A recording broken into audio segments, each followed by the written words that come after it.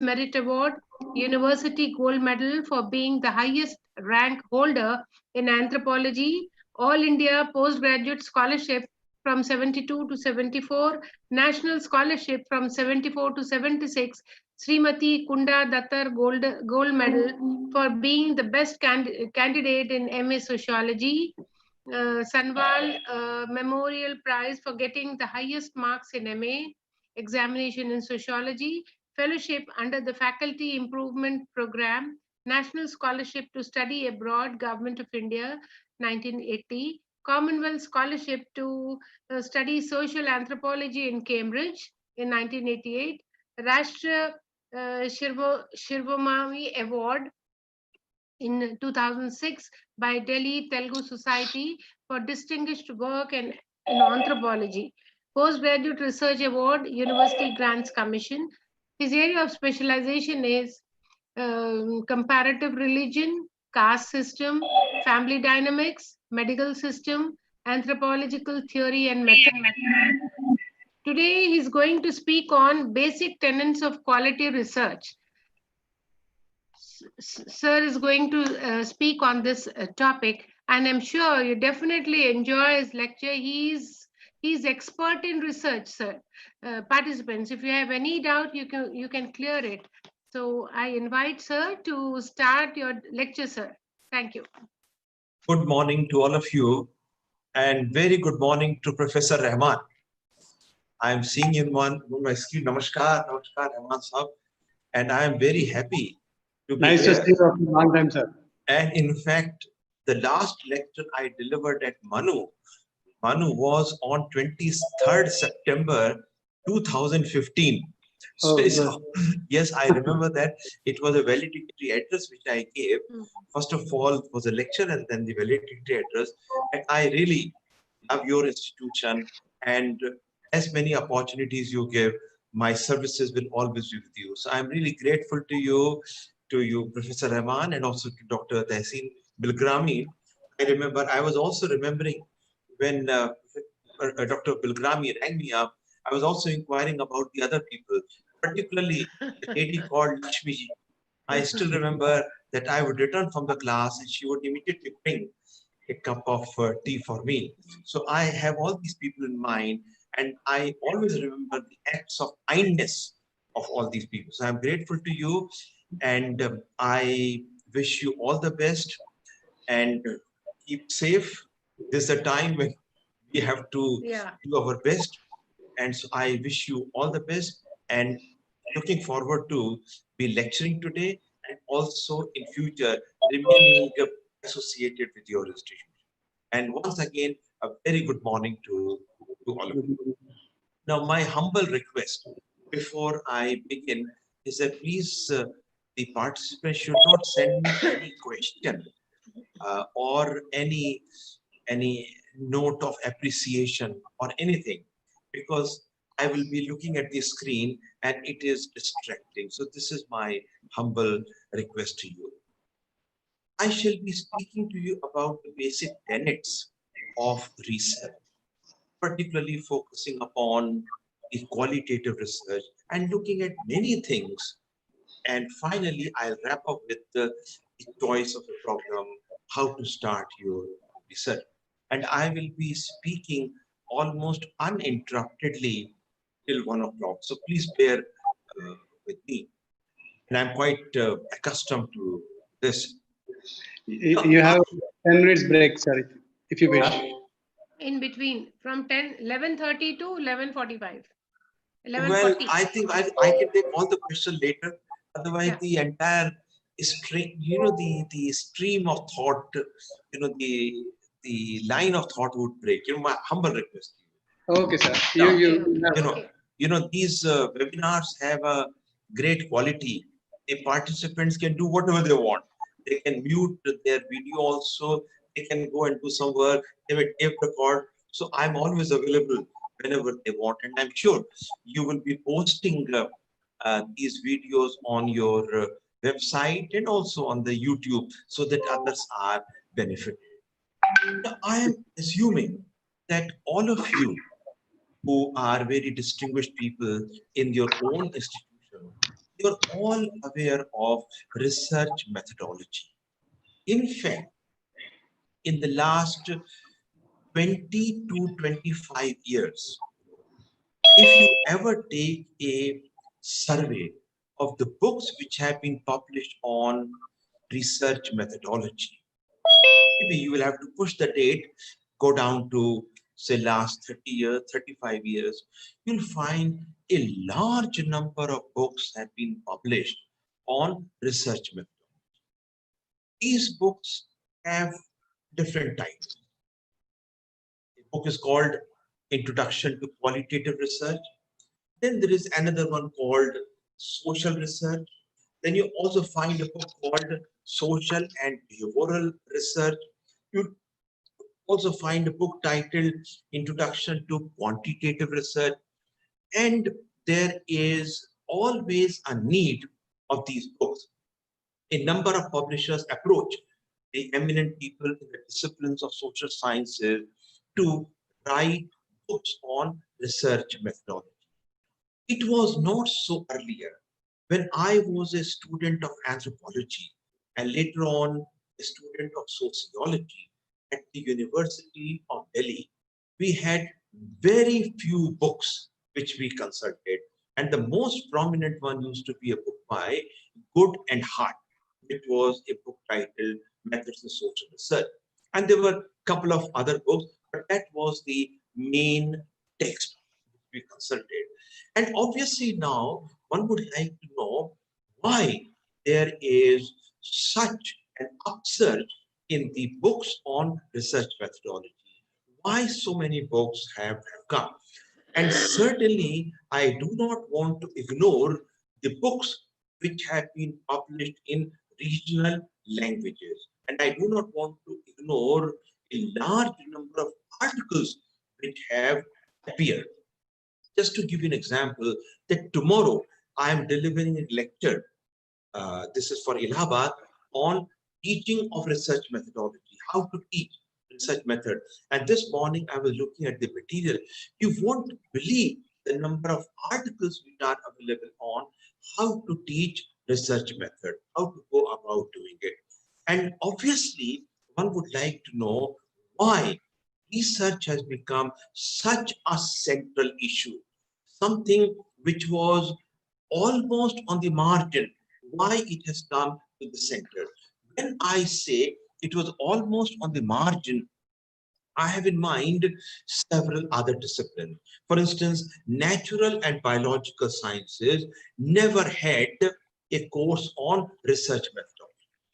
Why it was so? Because the students of physics, students of chemistry, they were taught that the way in which you are learning the course, the training you are having in the disciplines of physics and chemistry or botany and zoology, this is also a training in research methodology.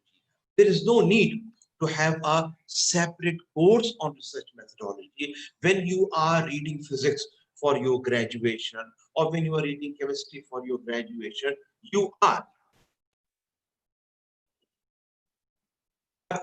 learning the research methodology. There's no need for you to have a separate course as such. Now, but the views have changed now. Why has it happened? It has happened because we have critically looked at the research products, and we seem to be quite dissatisfied with the ways in which research has been done, is being done, or was done in the past.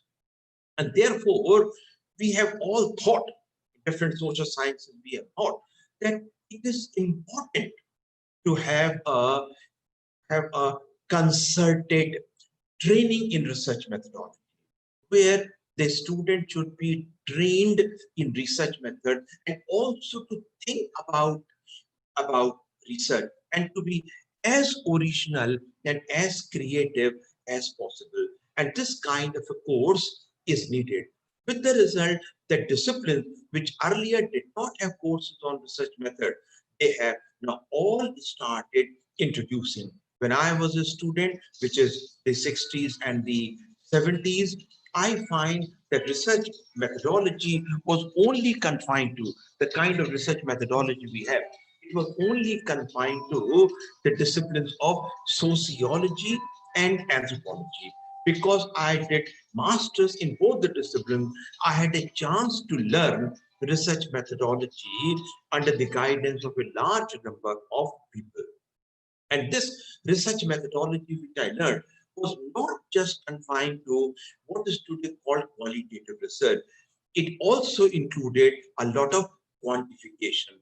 And we were taught right from the very beginning that in order to be a good researcher, you should know both the aspects of qualitative research and quantitative research. You cannot ignore one at the expense of the other. This kind of a training we receive. Now, I'd like to answer this question that why research has become so central. It has become so central because of our earnest desire to improve upon our research standards so that we come out with good research books, we come out with good finding, because all these findings have an implication for policy research, they have implications for action research, they have implications for applied research, and therefore we must improve upon the way in which we carry out our research. And thus we should become conscious of the fact that we have to carry out the research. And the institution in India which has taken lead in this respect is none other than ICSSR, Indian Council of Social Science Research. And it has done a commendable job. It initiated teaching programs both for the research student and also for the senior academic, people who already have doctorate to their credit. So started with this research methodology program, and you want to look at the website of ICSSR, you can do so to know what kind of courses they have planned. And I know it because I was a member of the committee which sorted out the research methodology program. And after a series of discussions which were attended by a number of distinguished academicians from our country, it was decided that each student in social sciences, notwithstanding the subject from which he or she came, each student in social sciences should learn how to deal with words, should learn how to deal with numbers, and should know how to write up his work. Incidentally, the ICSSR used a captivating term for this, which is paper clinic. By paper clinic, they meant writing of research papers, writing of books, because it was the feeling of a number of academicians who attended this meeting. The feeling was that we may have done a good piece of research. We have collected the data very well. We may have analyzed the data very well. But when it comes to writing, we are not able to do very well. And we disappoint. And obviously, if research article is written badly or it is not written cogently and persuasively, no one is going to read it. So even when the work has been done with earnestness, even when the work has been done very well, it will not be able to capture the attention of the reader. And please remember, this is a footnote I'm adding here, that your research work has no meaning unless it is read by others, unless it is commented upon by others, unless others look at what you have found and then, considering your work as some kind of a breakthrough or some kind of a pioneering work, they try to build up. They try to build up more researches on that. Otherwise, there's no point. You publish something and it is not read by anyone, it has no meaning. Therefore, we have to improve upon these research methods. I have been interested in research methodology right from the beginning of my career.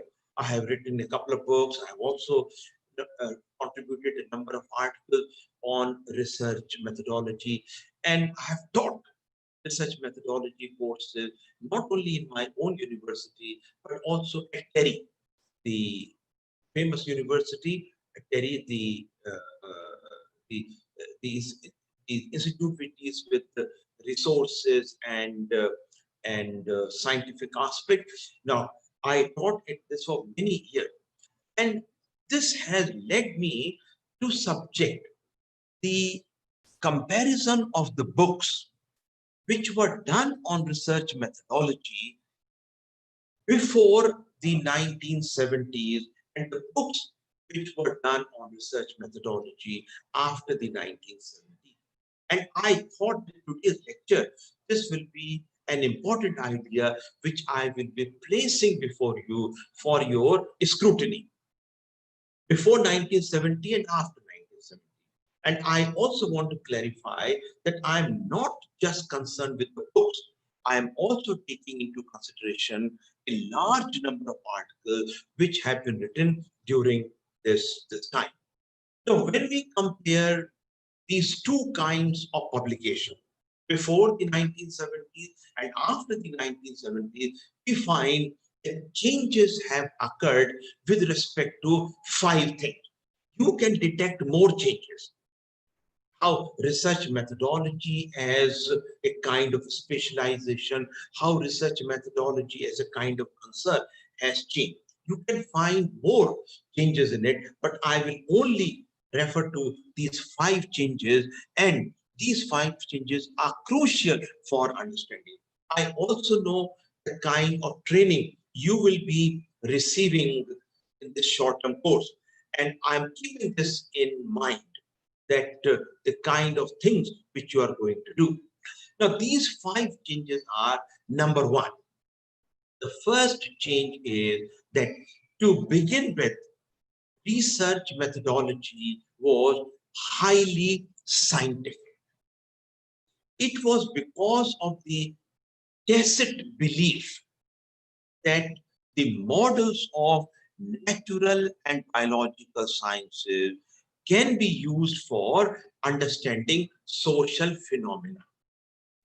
So the same models can come, the same models can be used, and you will be able to understand the social life, and you will be able to arrive at the laws of the working of society, applying those methods and those procedures which have already been found successful in natural and biological sciences. Incidentally, if I may ask you that who gave the term social science? Who coined the word social science? Many of you may not be knowing. It was a French scholar who was called Michel Condorcet, who gave the term social science. And this was before the French Revolution.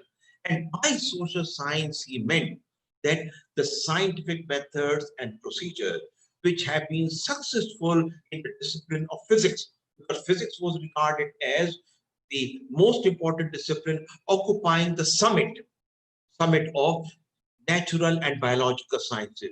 Take methods from physics, apply them to the study of social relationship, apply them to the study of social interaction, and you will be able to establish a discipline which would be known as social science. And after the French Revolution, this idea really caught on, and we had the evolution of social sciences in the 19th century.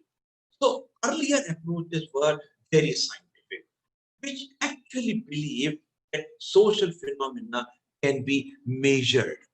They can be measured in the same way in which you measure biological and natural phenomena. You can measure it. You can apply quantitative methodology. And obviously, you can be totally objective in your understanding. And let me also point out here, by objectivity, we mean here that your own biases, your own preferences, your own likes and dislikes, your own prejudices, they do not affect the study.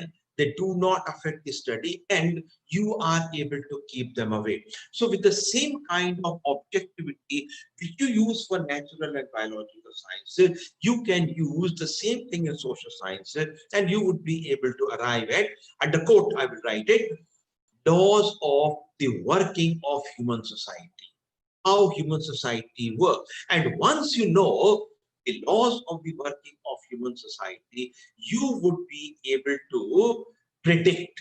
And once you are able to predict, you will be able to control. Right? A simple thing, an example can be given here. Who can repair the watch? One who knows the functioning of the watch. So before you can repair the watch, you should know how the watch functions. In the same way, who would be able to bring about a change in society? Who would be able to improve upon the condition of society? One who knows how the society works, one who knows how social phenomena take shape. And this can be done using the scientific methodology. Now, from scientific approach, from this quantitative approach, from the approach which dealt with measurement of human behavior, we moved in the 20th century to another view. And this view was prominent. And this view is one which you find in almost all the books on research. And this book, this idea is usually known as the interpretive approach. Now, it begins with a very simple point. And the simple point is, after all, there's something unique about human beings, very unique about human beings. And this uniqueness can be reflected, or this uniqueness can be referred to when you look at human beings. Like before my screen, I see 4 faces. There's one gentleman who is wearing a shirt of yellow color. There's another gentleman who is wearing a shirt of white. This third gentleman who is wearing a shirt of brownish color. This is what I am able to see. And then there's a fourth gentleman who is wearing something dark color shirt. I see 4 colors here. Obviously, the question which will come in mind, it will be, why are you having preference for a particular color? Does it have any meaning? Human beings are inquisitive. They want to find out. They want to find out why the curtain behind you is of maroon color. In one of the pictures I'm seeing, the curtain is of maroon color. And in the other, I see door being painted yellow. And obviously in one I'm seeing the cupboard is green in color. I'm seeing all this. Obviously, the question will be why people have these kinds of preferences. In fact, social sciences are very interesting because they deal with, I'll underline this word, with the enormous diversity of human beings. Enormous diversity in the ways of living. And the simple questions which come, very, very simple questions which come. For example, why some men sport beard and why some men do not sport beard? Why people have different rules regarding the way in which they live? And thus, a simple point which came up in the 20th century, early 20th century came, particularly with the work of the German scholars was human beings are meaning producing beings. They give meanings to their action. Why are they doing what they are doing? And as I will proceed, I'll tell you, when we go for our field work, when we go for our data collection, this is exactly what we want to find out. Why people are doing what they are doing. Is there any justification for that? Is there any idea they want to put forth that why they are doing what they are doing? And surely human behavior is very complex, and thus we have to And you also know a point which has been said again and again, particularly in the wake of globalization, that cultures have not been homogenized. Initially, it was thought when globalization started making inroads that globalization would produce some kind of a homogenization. All cultures will start looking the same, in the same way that all airports look alike, whether you are in Tokyo or you are in Montreal or you are in Calcutta. Airports look alike. In the same way, cultures will also start looking alike. But sadly, this did not happen. And one of the points which social sciences put forth is, and I think it's a very important point, and I would expect all of you to remember is, culture is resilient, by which we mean that culture does not lose its core values.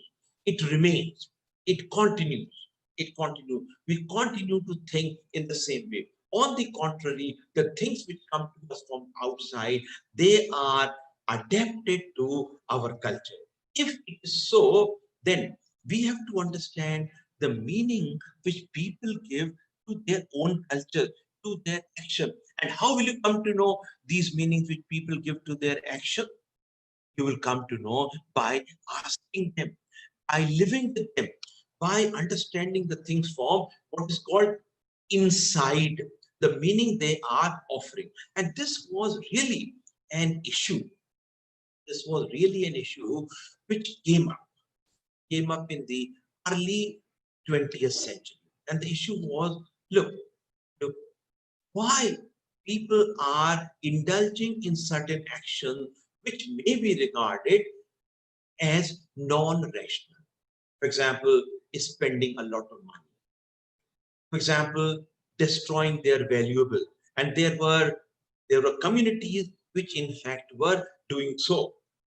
And then we came across cases which were simply ununderstandable. For example, the rain-making practices, which were reported from different parts of the world. What people do to bring rain. Why do they do so? And incidentally, a very important book came around that time. It was written by Thorstein Veblen, which was titled The Leisure Class. And in this book, the idea of conspicuous consumption was given. Those who are from sociology here and are from economics, they may have heard the concept of conspicuous consumption, which means we are consuming things conspicuously just because we want to add to our prestige. Why Indian weddings, for example, used to be such fat wedding? But this is the term which was used for this.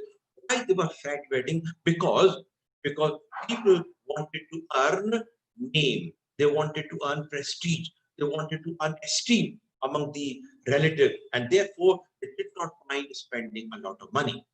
Thus, the second approach said that, which is, as I just told you, interpretive approach. You interpret the behavior of people. This approach argued that human beings are meaning-producing beings. They live in the forest of meanings. Very nice word, forest of meaning. The meanings all around. And they do certain things because they ascribe to the meaning. No, and this is reflected in all the action. Say, for instance, the community from which I come. Whenever I'm meeting a person who is elderly, irrespective of the fact that I'm also elderly. Suppose I meet my father, my grandfather, or someone elderly. The first thing I will do is I will bow and touch their feet. We have always been doing so. I told you, irrespective of who you are, I may be the director of the Anthropological Survey of India, working in Calcutta. So many offices are under my control. So many people are working under my control. But this is something which I will do. Whenever I will go back to my own village, I will, before the elder, I will not sit on the cot. I will sit on the floor. irrespective of the fact that I may have arthritis in my legs, but I will do so. Why it is so? You may always ask, why it is so? Because these are the meanings to which we subscribe. These are the meanings which play a very important role in our life. Therefore, we have to change our perspective. I will use the word paradigm as I proceed further, that we move from what is called a scientific approach, in which we are not concerned with the meaning which people are giving to their actions. We are measuring their actions. We are trying to convert everything into mathematical and numerical term, to what is called the interpretive approach. With interpretive approach came qualitative research. So this is a very important idea. With interpretive approach came qualitative research. So I will just say a few sentences, because later on I will be talking more about it. Qualitative research is a term which became, please do not forget that I have to talk about 5 things in the beginning. This is the first thing which I am elaborating. Qualitative research is a term which became prominent in the 1970s. It does not mean that earlier the idea behind qualitative research was not there. You can, for instance, you can see the books which were published earlier. They rarely use the word qualitative research. There were other terms which were used. And I hope you will remember these terms. One of them was, it is a naturalistic inquiry. Naturalistic inquiry. Go and study the things in their natural context. It was also called ethnographic study. Understanding a community by living with them. It was also called in situ study. In situ means where it is, So if I want to know, say for instance, how the worships are carried out in a temple, okay, I must go and see it there. I must be a part of the gathering. See it in the natural habitat. See it in the natural context. There were other terms which were used for this, but this term, qualitative research, became prominent in the 1970s, and this just caught on to the extent that a large number of books and a large number of compendia were published, which were titled Handbook of Qualitative Research, Introduction to Qualitative Research, and the term became very popular. And one of the American scholars who is always remembered for this is a man called Norman Denzin. He popularized the term qualitative research, which meant people's understanding, people's narration, people's ideas, what people have to say. And keep in mind the context in which these things happen. I give you just one example, and I'm sure it is known to you very well. Earlier, we never bothered about coughing in public. We never bothered about sneezing in public. We never bothered. Okay, it was considered a normal thing.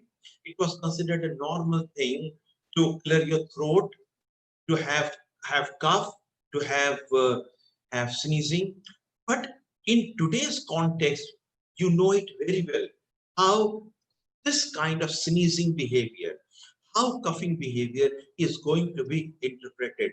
I have read about the cases where individuals who coughed in public or those who sneezed in public were beaten up or they were reprimanded for doing so. And obviously now the meaning, I again use the word meaning, the meaning which is associated to these physiological activities is different at this point in time. Therefore, the meanings are to be seen in the context in which they exist. I was telling the student the other day that social distancing has been used. Those who are from sociology here, these 82 people who are attending this right now, some of them may be from sociology, they know that Emery Bogardus prepared a scale to measure social distance. And this scale was used, and almost every research methodology used the material on this scale. But today, social distancing, which is understood as a physical distancing, has acquired a different meaning altogether. How human behavior changes, how the meaning changes. And this is something which has to be understood. It cannot be quantified. And that is why qualitative research came into existence. However, in the last 20 years or so, another very important change has occurred. And this is also, you must keep in mind. The change which has occurred is that today, no researcher would say that you can work only with quantitative research or you can only do work with qualitative research. Now, when qualitative research came, especially with the work of Norman Denzin and others, it was regarded almost a replacement of quantification. And they were so enthusiastic about it, about the qualitative thing. They said perhaps they would be able to find a solution to everything by adopting qualitative methodology. But then what happened was that we started ignoring numbers. We started ignoring the numerical facts. The fact which I just placed before you, that there are 81 people who are attending. This also is an important fact. I could have said many people are attending, but obviously your question mark will be many doesn't say anything. In fact, when the supervisors, and some of you may have acted as PhD supervisors as well, when you read the student dissertation and the student is saying, many people said so, your immediate question is, no, you can't be so general. You can't say many people. You have to tell us how many people you talk to and how many people said this. There must be some kind of an idea. There must be some kind of an information. Like this morning when I was calculating the number of people who have died because of COVID-19 and the total number of cases which have been reported, I found that today's figure is 2.01. And I found that over a length of time, it is decreasing every day by 0.02. Now, this is a quantitative approach. It is not just enough to say, okay, it is not just enough to say, well, uh, uh, mortality is less. You have to come down to exact number. Similarly, when we say sex ratio, we have to give the exact figure. How many women are there for 1,000 men? And as I think you know, in India, it is always number of women for men, for 1,000 men. So you have to give the number. So we have been ignoring, what I'm saying is, we have been ignoring, because of the coming of the qualitative research, we have been ignoring numbers. And thus, in the last 20 years, one argument which has come up in a very big way and something to which we all of us subscribe, and this argument is that do not ignore quantitative aspect if you are accustomed to doing qualitative research, and do not ignore qualitative aspect if you are accustomed to doing quantitative research. In fact, one of the finest books which has come on this topic, and a book which I think must be consulted by everyone. The finest book which has come is by Eliot Eisner. It's called The Enlightened Eye. And in this book, which is generally read by people from the discipline of education, and this book argues, and this is a very important point, and I think must be the basis of today's lecture, that he says that quantitative aspects and qualitative aspects are are the facts of representation of the same reality. Now, that's the point. They are the facts of representation of the same reality. The reality remains the same. The fact that there are 80 participants now who are attending the session, this is a quantitative fact. The other fact is how many of these participants are able to understand what is being taught. How many participants think that this is an addition to their knowledge, and how many participants think that all this what they're getting, they would be using in their independent researches they carry out. Now, for this, I will have to conduct a qualitative research. Therefore, Eisner says, do not think in terms of one kind of research being superior to the other kind of research. That is a wrong argument. And so you should not speak in terms of the upmanship of one kind of researcher over the other. But do not say that people who deal with the statistics, they are better researchers by comparison to those who are dealing with the aspects of language or the aspects of words. Therefore, the argument which comes here is that you should try to learn as much as it is possible about quantification. You should try to learn as much as it is possible about qualitative research and try to combine them depending upon, I say once again, depending upon the kind of research you are carrying out. For example, if you are working on land distribution, if you are working on land and population, you need quantitative information. But if you are working on ignorance, why people are ignorant, or if you're working on the social science of ignorance, then you need different kind of information. Therefore, research methodology is just teaching you what you should know, and depending upon the kind of research you carry out, depending upon the kind of work you carry out, you make use of this. It does not mean that all the techniques and methods you will learn, what are called tools of research, it doesn't mean that you will make use of them. You will use them depending upon the kind of research you are carrying out. That is why it will be a profitable exercise that you discuss your research topics with your supervisor, you discuss your research topic with the advisory committee, and they can tell you which kinds of data you need and how you should go about, because research is all concerned with what is called funneling down, which means making it very specific. You funnel down to a particular point. You can't answer all the questions in a singular research. Research should be focused, it should be planned, it should be well done. So, to sum up the first point, I would say it was a transition from purely scientific approach to purely humanistic approach, which was qualitative research.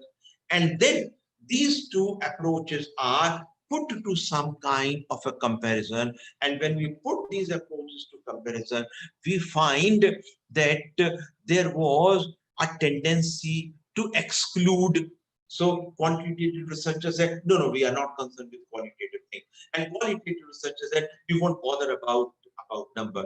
And then comes the approach which tries to give a saner picture, tries to give a better picture. And I would always argue that you may be from whichever discipline you want to be. You may be historian, you may be linguist, you may be psychologist, you may be from humanities, you may be from art, whichever discipline you are from, you should know these two facts of representation of reality. The first fact of representation of reality is the number. So I will speak for 3 R's.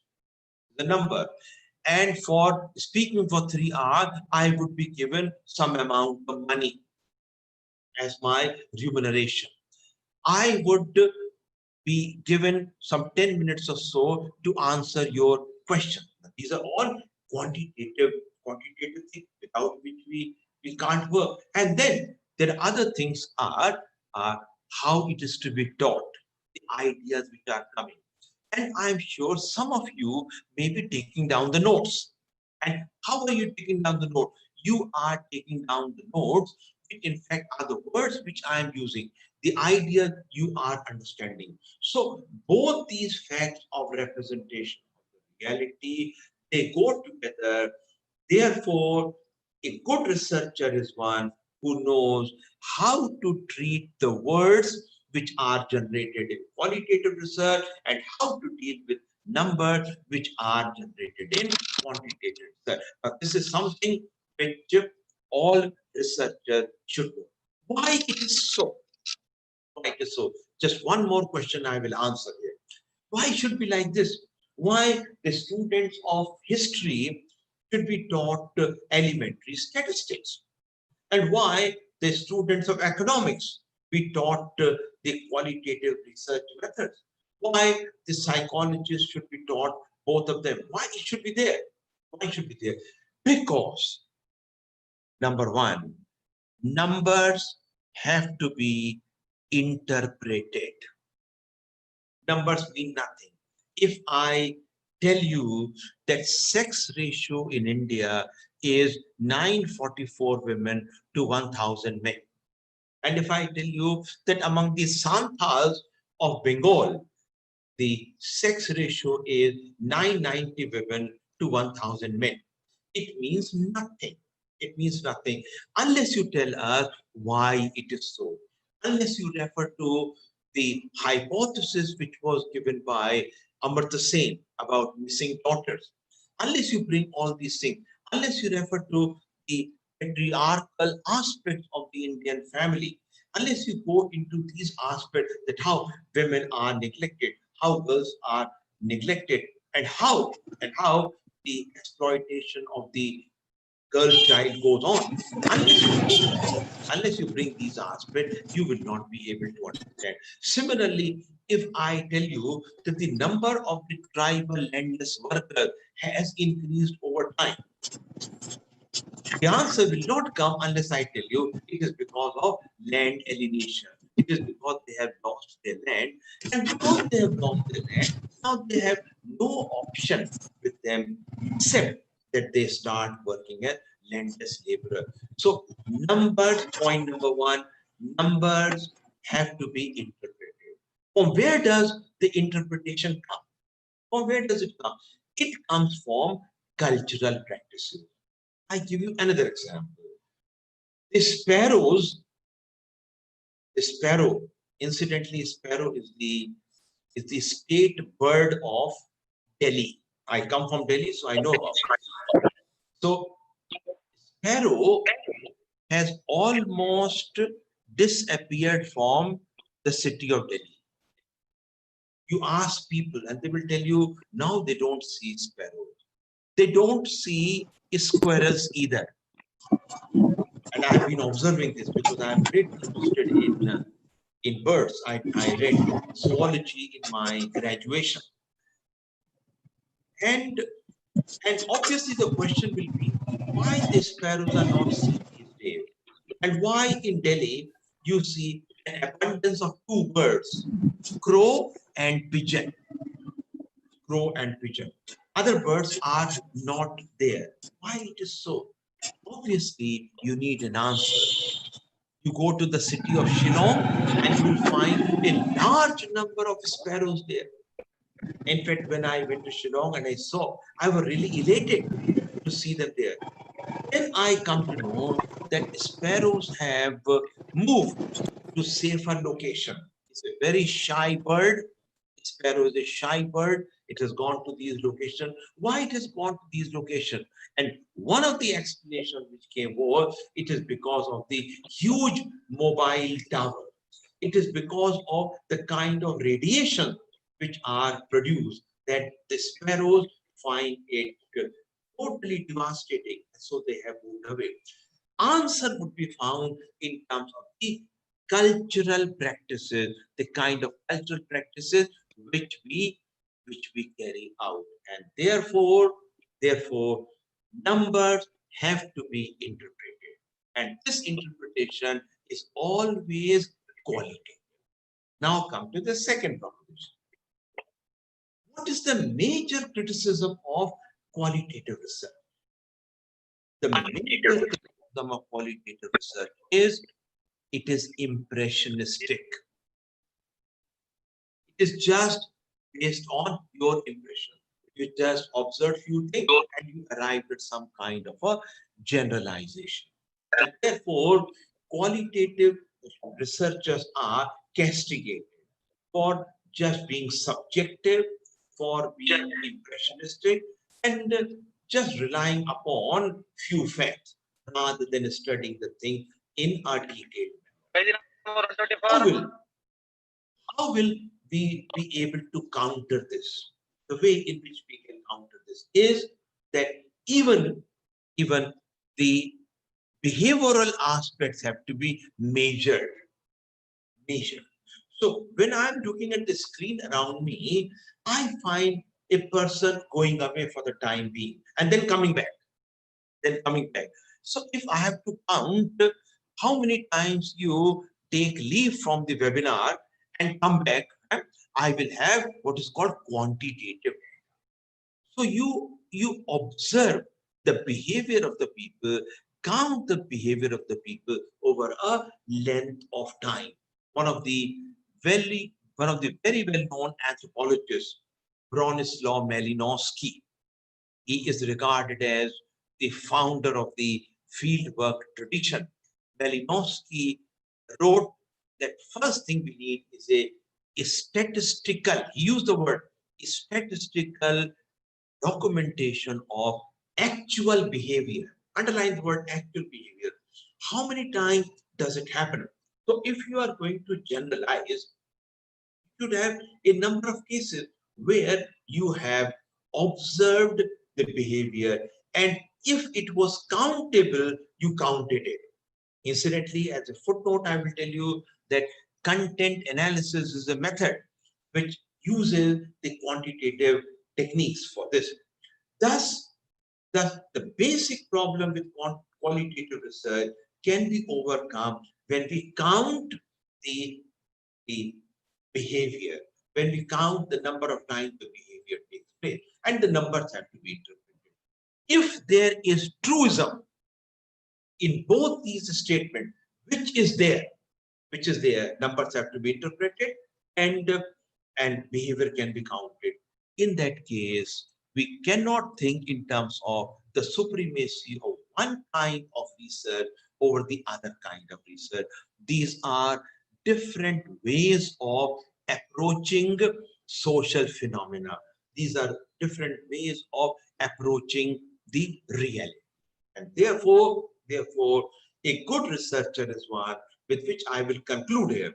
A good researcher is one who knows how to deal with numbers and who also knows how to deal with words.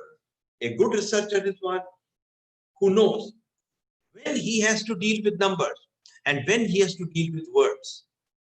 A good researcher is one who is constantly looking at the newer techniques and methods of examining the reality. One who is constantly on the move. And very soon I'm going to tell you that there is an element of improvisation.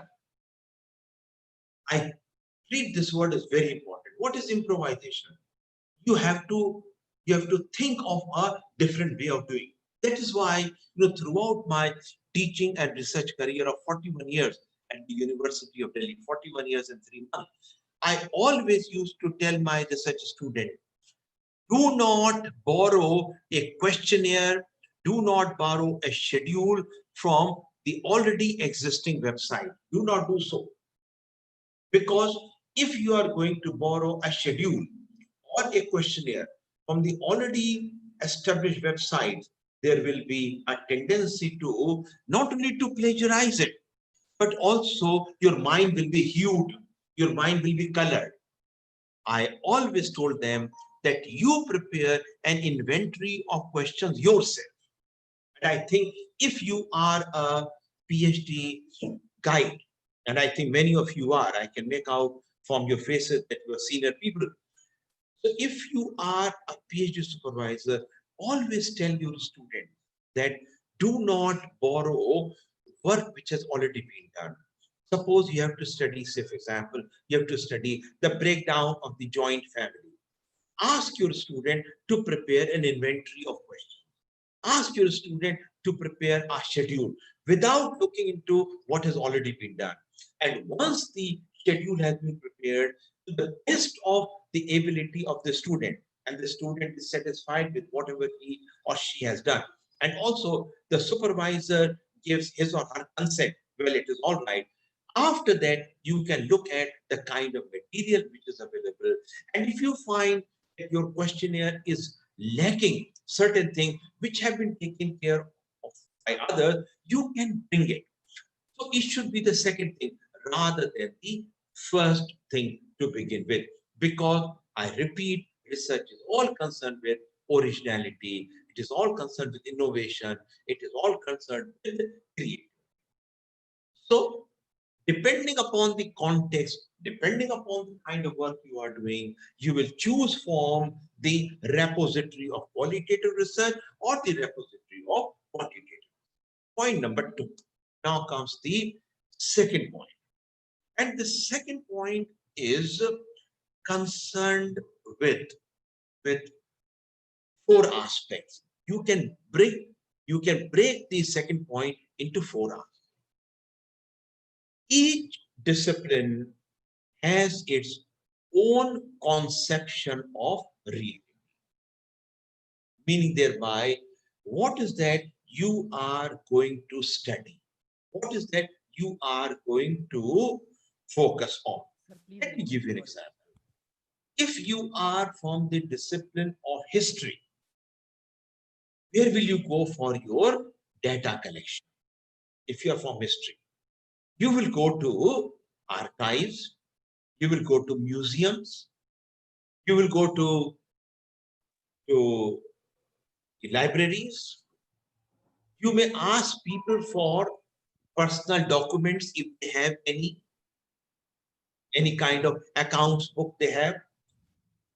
Like in Rajasthan, you can ask some of the trading families about the accounts book, and plenty of them they will have. Some of them going back to 100 to 150 years or so, even more than that. There are communities which keep the genealogical records. In Rajasthan, they are called Rav. They are also called Bhat. They keep the genealogical record. And believe me, the kind of data they have is very valuable. You go to Haridwar and you can speak to the priestly caste there, those who perform rituals, and they have details of the families which visited them and the kind of gifts they gave. It's a very useful data. This data is neither in archives nor in libraries. This data is nowhere. This data is only with the people. And for this, we use the word, after Clyde Claphun, we use the word personal documents. Historians look for these personal documents as well. Okay? The data could be in the minds of the people. They may remember it, but they have never written down. Therefore, historians would also collect what is called oral history. What is that the people remember? What kind of information is there? So, for a historian, the nature of reality which has to be studied is confined to these 4 or 5 sources. If you happen to be from economics, where will you go for your study? You will go to the sample surveys. You will look at the records of agriculture. You will look at the census. You will look at the macro surveys which have been carried out. If you happen to be from literature, suppose you are working on how tribes have been conceptualized, let us say in a Hindu epic. Okay, you want to do this. What will you do? You will go to the library. You will look at the materials which are there. You will look at the text. But suppose you happen to be from sociology, you will go and conduct a survey. If you happen to be from anthropology, like as I am, you will go and conduct field work. If you happen to be from psychology, you will try to establish an experiment. You will try to establish an experiment and study. Therefore, each discipline has its own conception of reality. Where is the reality? For a particular discipline, the reality may be right out there and you can study it. For some disciplines, the reality is in the mind of individual. Just look at how psychiatrists work. The psychiatrists look at how the individuals are behaving. What are kinds of behavioral disturbances the individuals have. So therefore, what they would do is they will speak to the people who are reporting of some mental problem and look at the kind of mental output which come, how people are describing it. Our submission is each discipline has its own philosophy of being. Each discipline has its own conception of. This is point number one within the second point. Number two, second point. The relationship between the observer and the observed. Who is the observer? One who is conducting this. What is being observed on which the study is being carried out? The psychiatrist is conducting the study of the person who is reporting of behavioral disturbance or one who is reporting of some kind of a mental agony. The economist would look at the macro surveys and will try to arrive at some kind of an understanding from there. So the relationship between one who is conducting this study and one on which the study is being. Now, the point to be taken note of is that all of us who are the observers,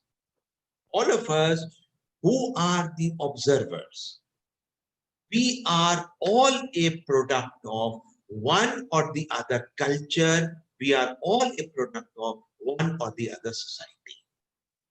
We carry with us a number of what are called social baggages. I will urge upon you that if you want to be really proficient in research methodology, do not ignore the terminology which is used here, the words which are used. So when I use the word social baggage, it's an established term which actually means the kind of identities you are carrying. For example, my identity is of a male. My identity is of an elderly male. My identity is of a North Indian. My identity is of a married man. My identity is of a Hindi speaker. So I have all these identities which are going with me. And these identities, they affect every interaction. I carried out for my doctoral work study of a community of camel breeders in the western part of Rajasthan. And now today, I sometimes wonder, had I been a woman and had I gone to study the same community, what would have been my study? How people might have looked at me? What kind of reception the people would have given to me? Because it is often said by people who write on fieldwork. They say that female field workers are far more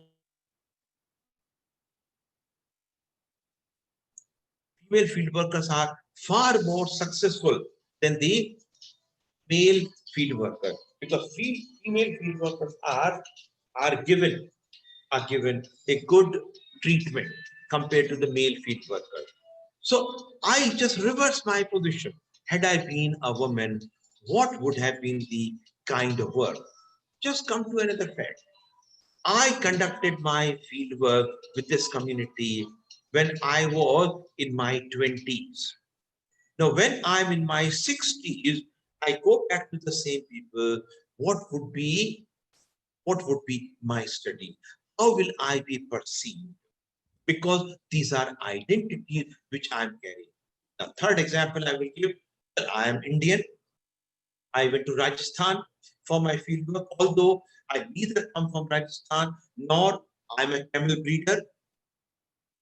So for me, it was a different kind of a community. It was a different kind of people. Suppose for a moment, had I been an Englishman, had I been an American, or had I been an Australian, or had I been a Japanese, how I would have been looked and what would have been the nature of study. Therefore, here we put a lot of emphasis here. We put on what is called social baggages, the social identities which we carry. Now, these identities, in a very subtle way, these identities affect your orientation. These identities affect your understanding. And these identities also suggest which aspects you would study or succeed in studying if it is a case of fieldwork, and which aspect you would not be able to study. So the limitations on the field situation are because of the identities you carry. Thus, the no study of a social phenomenon can be conducted without reference to these identities of the observer. You cannot conduct any study. They are there. Therefore, what is to be done? Well, one thing you may say, let us ignore these things. There's no need to talk about these things. But then you cannot do that. You cannot do that because you know that these identities are affecting you, affecting your orientation. Had I been a woman, I might have been asked to conduct a study of neighborhood in Delhi rather than going and living in the deserts of Rajasthan with the community of camel breeders. Things would have been different. My family would have told me that no, you are a girl, you can't go for field work in that area. And I know cases where a female student who wanted to carry out a piece of field work in a community in the Northeast, her parents, a true story I'm telling you, her parent did not allow her to go and conduct the study all alone. And finally, the, the, the suggestion which was made by the parents was that they would also go with her. So the field situation had the student and her parents, father and mother, both of them, conducting the study. They were there to take care of their daughter. And a very interesting part emerged from this, that these two people, the father and the mother, they were also collecting information for the student. So in fact, she had now a company of two people, the parent, and these parents were also collecting the information. They were almost working like her research, associate. Thus, the second argument is far more potent than the first argument. The first argument is forget about these things because these things have no role to play. These things have no role to play. So just forget about this. What you should do is conduct this study according to the scientific procedure. The second is, no, you can't do that. You can't do that because you can't do that because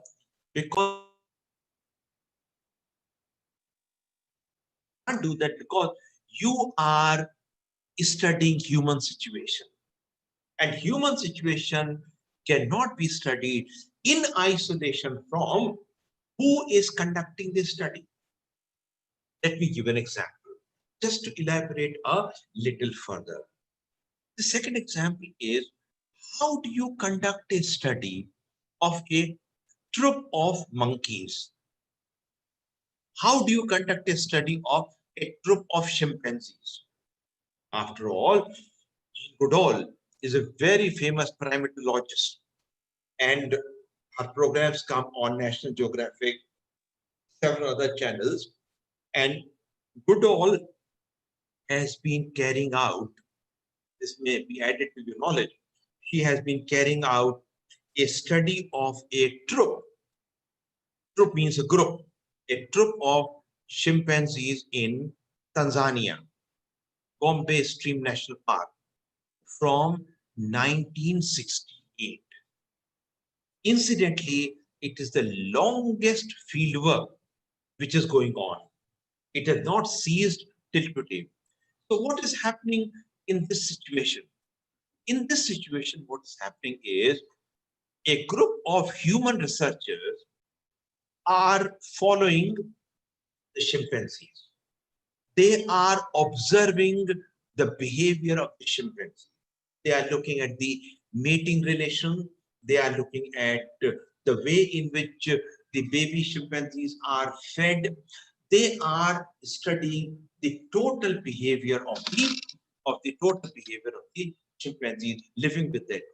Now you will ask me, which technique are they using for collecting information on the chimpanzee?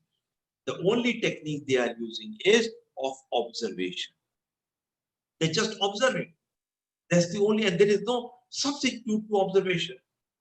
They are not interviewing the chimpanzees. You can't interview them. You can't ask the chimpanzees about the meaning they give to their action. But when you are conducting a study of human beings, obviously this will be the question you will ask, that why are you doing what you are doing? Therefore, there are differences between when you study the non-human beings, when you study the inanimate phenomena, and when you study animate phenomena, and when you study human beings. In the study of human beings, you cannot discount, however hard you may try, you cannot discount the sentiments. You cannot discount the emotional factor. You cannot discount the subjective factor. And you have seen how people become involved in the whole research. And this involvement is mainly because in social sciences, human beings study other human beings. They are not studying other things. They're studying human beings. And human beings are the complexes of emotions, sentiments, likes, dislikes, preferences, some kind of meaning, they ascribe. Thus, we have to take this aspect into account. Therefore, I'm coming to the end. Therefore, when we study other human beings, we have to be reflective. We have to reflect upon this, that why this kind of a study resulted. I just told you that had I been a woman, what would have been the tenor of this study? Had I been an old man, what would have been the tenor of study? Had I come from some other country, what would have been the tenor of study? What would have been the kind of study? Therefore, in today's research, it is very important that we become reflexive. We reflect upon this, why this kind of a knowledge was created, why the other kind of knowledge was not created. Therefore, we say we all try to approximate the truth, keeping in mind our own submission, keeping in mind our own endowments, keeping in mind our baggage. Now comes the third thing. And this third thing is within the second point. Do not lose the track of this, the third. The third thing is that human researches, very important, human researches, or researches on non-human beings, they cannot be isolated from value system. Values are concerned with what is good and what is not good, what is proper, what is not proper, what is to be done, what is not to be done, what is moral, what is not moral. Values are concerned with. And these values are central to, every research. And we cannot keep them away. Let us take an example to illustrate this.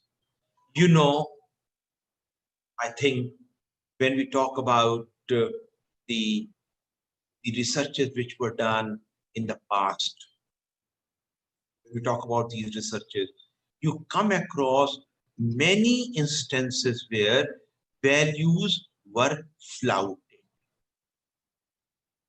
For instance, in Australia,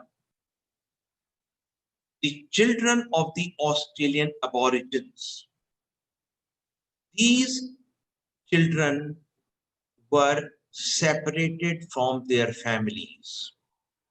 And these children were brought up in the white families, the children of the Australian Aborigines, because it was thought that we would be able to improve upon the condition of the Australian Aborigines by separating their children from their families and socializing them in white families. And you may be knowing that for this, the authorities in Australia tendered an apology to the people who had to undergo this kind of a thing. It is often called, underquote, it's often called a stolen generation. And it was done, all this was done in the name of science. How can you forget the Tennessee case, where people suffering from, people belonging to a particular racial category, they were suffering from sexually transmitted diseases. And the doctors were giving them placebos and not the medicines. Placebo is some kind of a thing which is not medicine, but it is passed as medicine. Like simple, sweet pills are given and you think this is medicine, but it is not actually medicine. This is called placebo. So the people suffering from sexually transmitted diseases, I just told you of a particular racial category, they were given placebos, they were not given medicine because the doctors wanted to see how bad the symptoms would become. They were conducting some kind of a study on human beings, human sick. And for this again, the State Department of America has tendered an apology. And my last example will come here is about IQ, intelligent quotient. And you know, a number of studies were done by psychologists, and they tried to tell us that the IQ of certain races is inferior in comparison to certain other races. And this was all done in the name of science. Today, no one would indulge in this kind of thing. Today, I think all researchers, would subscribe to, all researchers would subscribe to the idea that, that no human being should be harmed in any research. If the human beings are harmed in research, then that research must be cancelled. Today, it has been extended beyond it.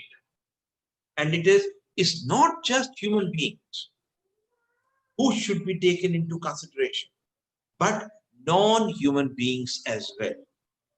If your research harms the plants, if your research harms the biodiversity, if your research harms the animal, then such research should be suspended. It should be suspended for once and forever. No, because today, I just want to add to your knowledge, today we do not think of the word in anthropomorphic terms. We do not think of word as anthropocentric, just populated by human beings. We no more think, I want to repeat, we no more think that human beings are the only dwellers on this planet. We rather think that we live in the company of animals, we live in the company of plants, we live in the company of trees. We also live in the company of glaciers. We also live in the company of lakes and mountains. We live in the company of rivers. They are all with us.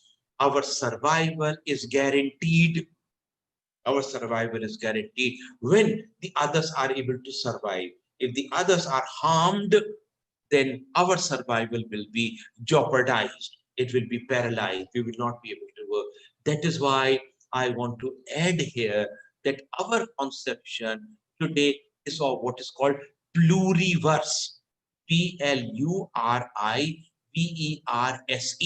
And pluriverse actually means that the word is not one, but the word is divided into separate other words. The word of animal, the word of plant, the word of mountain, the word of lakes, the word of other things. And we are all living with this entire world. And therefore, we have to think about other. That is why, if you are a student of zoology, now you do not cut frogs and pigeons. And when I was doing zoology, I still remember every practical would mean that we would cut a rat, we would dissect a frog, we would dissect a pigeon, we would dissect a fish or any other animal. And I think in my training as a zoologist, I must have dissected a large number of animals because this was the mode of teaching. But what is happening now? How is zoology taught? Zoology is being taught in a virtual mode, and only some insects or some animals which are duly certified by the zoology department and the government, they are allowed to be studied in situ. Cut them and allowed to dissect. Why this kind of a change has come? Why? Increasingly, the botanists are telling that do not pluck the leaves. This is a common thing which you see in India. People are sitting on the grass, they keep on plucking the grass. Okay? And sometimes I think it is because of the pent-up aggression. The aggression comes on the grass. Don't do this. Why they say so? Why do they say so? Because the contemporary point is all entities in the universe must be respected. We have never heard of the Mother Earth so much as we are hearing now. Even in the context of COVID-19, one of the arguments is that all this is happening because we have been spoiling the Mother Earth. We have been using the resources which are there, in a negative way. We are despoliating the environment. We're spoiling the entire thing. That is why it has come. So a concern with the ecology, a concern with the biodiversity, a concern with pluriverse. And that is why the ethical issues today are expanded. They are just not confined to human beings, they are confined to others. Well, so today, no one would argue in terms of inequality. If you ask any economist, what is the goal, what is the objective of your discipline? The economist will say, the goal of my discipline is to help in the reduction of excessive inequality. You ask a legal scientist, what is the objective of your discipline? They will say, to create a just society where people are able to get justice. Ask a sociologist, what is the goal of your study? And they would say, to create equality in human society. We are all in favor of equality. We are all in favor of liberty. We are all in favor of justice. And these are the values to which we subscribe. Now, values in research are divided into two categories. First category, which I've just told you, and these are often called universal values. If you see the earlier books, then you will find they were called universal human value. Now the word human has been deleted because these are the values which apply to everything. So you should be kind towards animals, you should be kind towards birds, you should be kind towards plants and the trees. Use only that much of the environment you need for your survival. One of the greatest lessons which has come during the COVID-19 time is you can live with few things. There's no need for you to amass. You need not be acquisitive. It's a great lesson which has come. With fewer things, you can survive. Most of us have not bought anything for the months together. And now we realize that we actually did not need them. There was no need. And this has really made us very respectful towards nature. It has made us very conscious of the fact that we are not alone.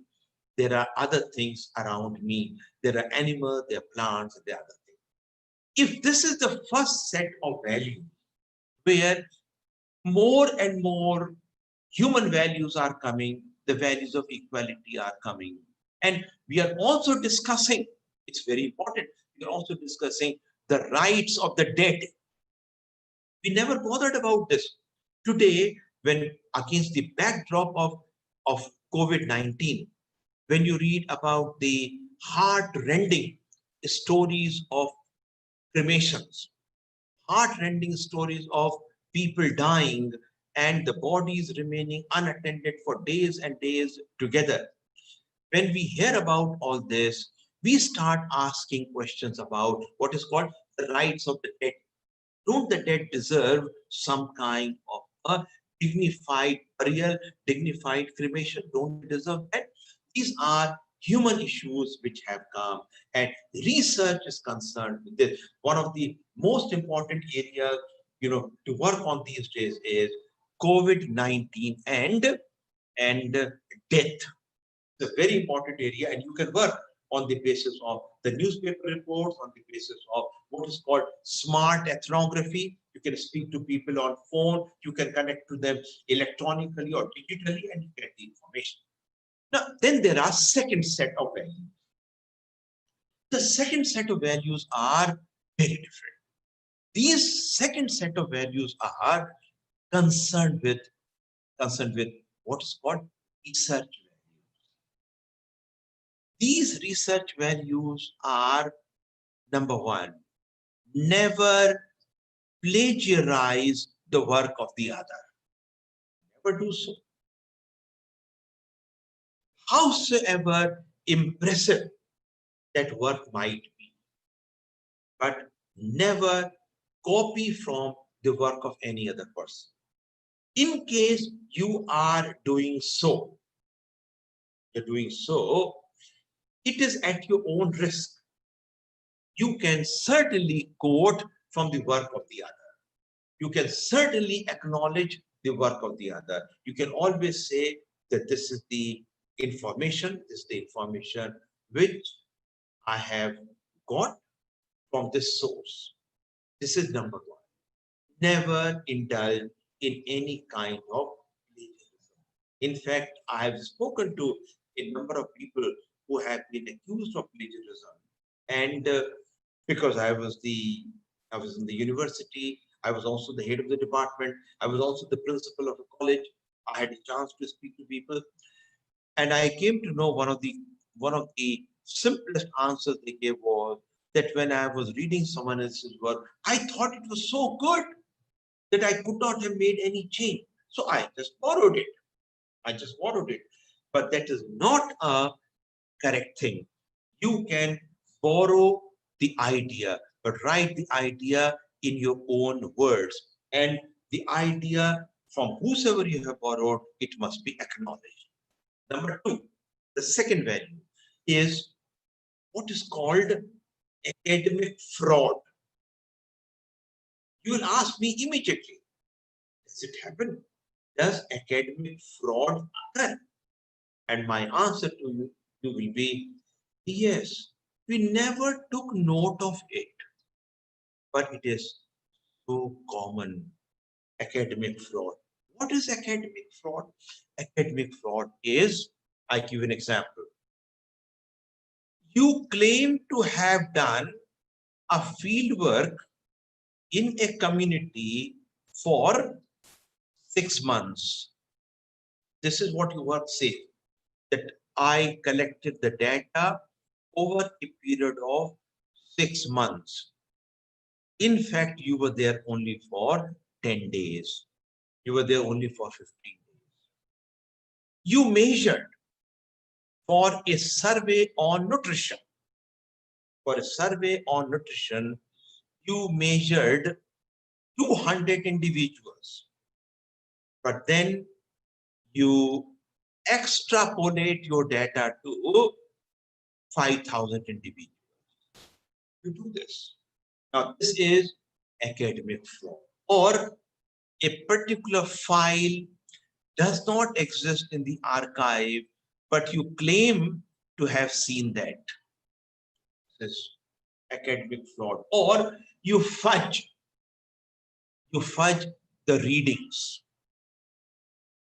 In an experimental research design, you fudge the readings. You concoct information.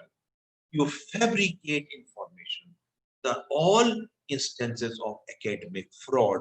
And in case you are reading the newspaper called The Hindu, often you come across such instances of academic misconduct, academic fraud. Your next question will be, well, how did it actually happen? How did we come to know about it, that academic frauds are occurring? And actually, it was the 1970s. I just told you that 1970s is a very important landmark year. Why it was so? Because it was in the early 1970s, the entire scientific community, the entire community of the researchers, it was taken aback. It was shell-shocked when this came to know that a very famous psychologist, whose name was Cyril Burt, and he was working on the cognitive aspects of identical twins, whether these identical twins think alike. And after his demise in the early 1970s, it came to the knowledge of the scientific world. The scientific world learned that not only the data were concocted. Now just listen to this. Not only the data were fabricated, but co-researchers did not exist. Because scientific publications are usually having a number of researchers, 3, 4, 5. So the names of the co-researchers were also false. The data were concocted, data were fabricated, and it was such a rude shock to scientific community that we didn't know what to do it. Of course, in the past, some instances of this have come, like Piltdown hoax, which came. But when it happened in the 1970s, what we said was, look, we will have to bring in the aspect of ethics. Believe me, before the 1970s, the chapter on ethics was usually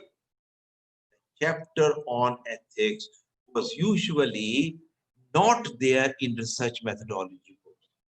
Rarely we spoke of the ethical issues. Rarely we spoke of the political aspects of research. We never bothered about it because we were very scientific in our approach. We were, as Auguste Comte said, very positivistic. This approach called positivism was given by him, Auguste Comte, who is incidentally also regarded as the founder of the discipline of sociology. So we never thought that such a thing could happen. And from the 1970s, every discipline started looking into its own practice. And every discipline started saying we must have what are called codes of ethic. And my advice to all of you would be that irrespective of the discipline from which you come, please look into the codes of ethic which have been passed by different associations. What kinds of ethical standards you should subscribe to. And one of the important things is that you have to give what is called fair, honest reporting. If you conducted a field work for 15 days, do not be shy of telling that you were there for 15 days and you have to explain why you were not able to stay for longer time. If you collected data from 500 individuals for the nutrition survey, say so. Do not fudge your reading. Do not do any kind of concoction of the information. Honesty is the most important thing. And whenever I'm teaching research methodology, I'm reminded of a very famous statement from a man called Walter Newman, who wrote a book called Social Research. And this sentence is very important. The sentence is ethics. Listen to the statement. Ethics begin with you, comma, the investigator. Ethics is plural. Ethics begin with you. With whom does ethics begin? The ethical issues begin. They begin with the investigator. You have to see to it. No one is going to come and see. If I am your supervisor, I'm not going to come and see how many individuals you are measuring. You bring the data, I will agree with it. So the onus lies on whom? Onus lies on you. You have to subscribe to the ethical standard. Standard like, do not plagiarize. And so when you are submitting your thesis to the university library for plagiarism check, you should be confident that plagiarism will be within the permissible limits, not beyond it. That kind of confidence will come provided consciously,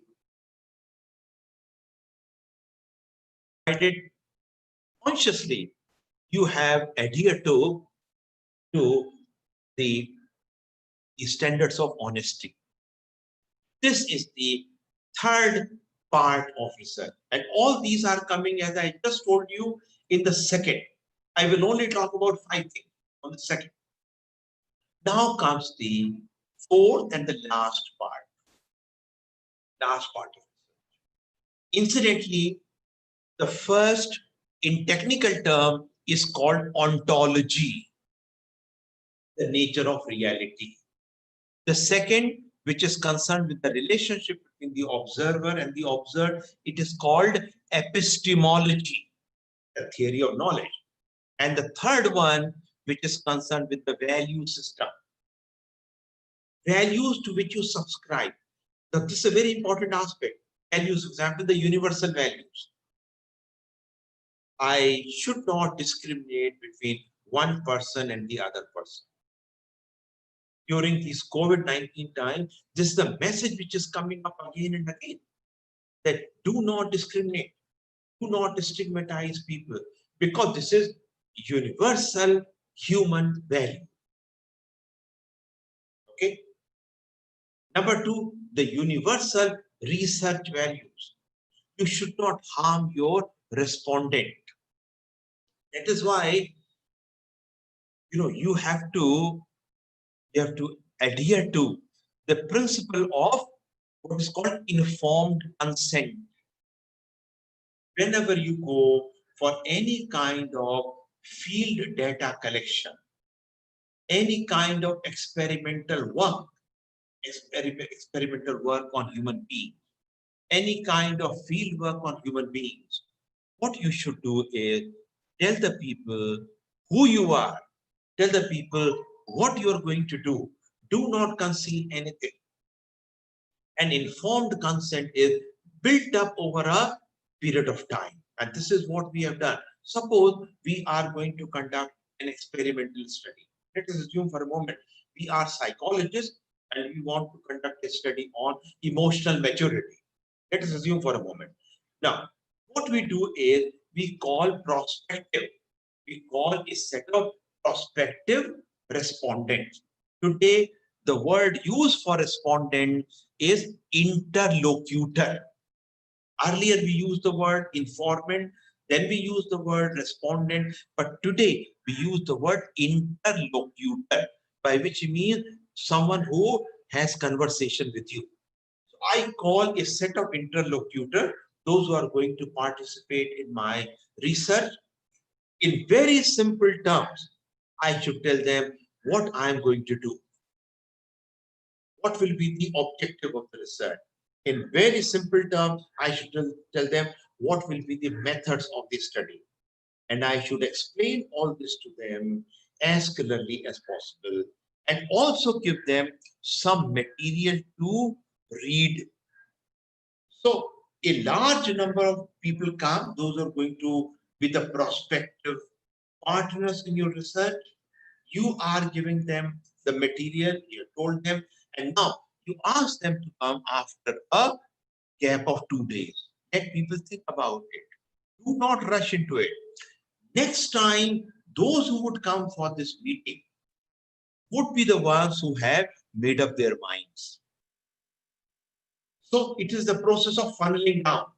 Suppose in the beginning 100 people came, and then it would be 70.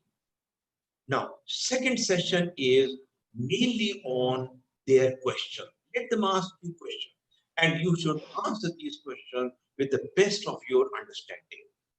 Once again, whichever material they want, you give it to them. Whichever information they want, you give it to them, and then you invite them to come again after 2 days or maybe 3 days, whatever. This all depends upon the researcher's outlook. And remember, for all these things, you have to make a little payment to the interlocutors who come, their transport, their food, everything that must be given.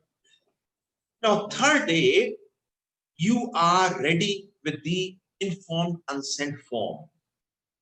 And by then, you are assuming that those who are going to participate, they have understood the objectives of research.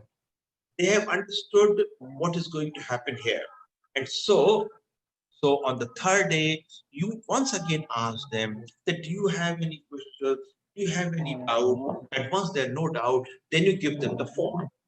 Now, don't ask them to sign the form on that day, because I will underline this statement.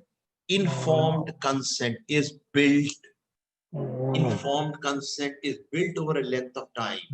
It's not like this, you just give the form and ask them to sign and something written in very small letters. No, people must understand. They should build up. They should build up their understanding of the project. They should be involved in it. Then only they would come and participate. But these are aspects of what is called good research practice. So now good research practice now has three components. First component is no plagiarism. Second good practice is no academic fraud. And the third good practice is informed consent. The people who are participating, they should know about it. If children are participating, the informed consent has to be got, not only from the children, but also from their parents. Research should have complete transparency. This is what Walter Newman means when he says that ethics begin with you, with the investigator. Now, the third aspect is called axiology. A-X-I-O-L-O-G-Y. Axiology. And by axiology, we mean things which are concerned with value. And now comes the last aspect within the second point. And the last aspect which comes there in the second point is how are you going to collect? This is what is called methodology. Which methods are you going to adopt for this? This would lead me to the third point. The first, the first is from quantitative to qualitative to a combination of both quantitative and qualitative, which is called mixed research methods. Number two, the second is the relationship between the observer and the observed, the nature of reality, the value aspect, and what methods are going to use. We now come to the third one, which asks a very important question. How are you going to collect the information? Well, please do not think that you are the only ones who are conducting research. Don't think so. Just don't think so that you are the privileged one conducting research. No. All human beings want to find answers to the question. They all want to find answers to the question. The question can be anything. Thus, each human being is involved in one way or the other. Each human being is involved in the collection of information. We are all doing it. We are all trying to answer the question. The question can be why is there flooding? Why it doesn't rain on time?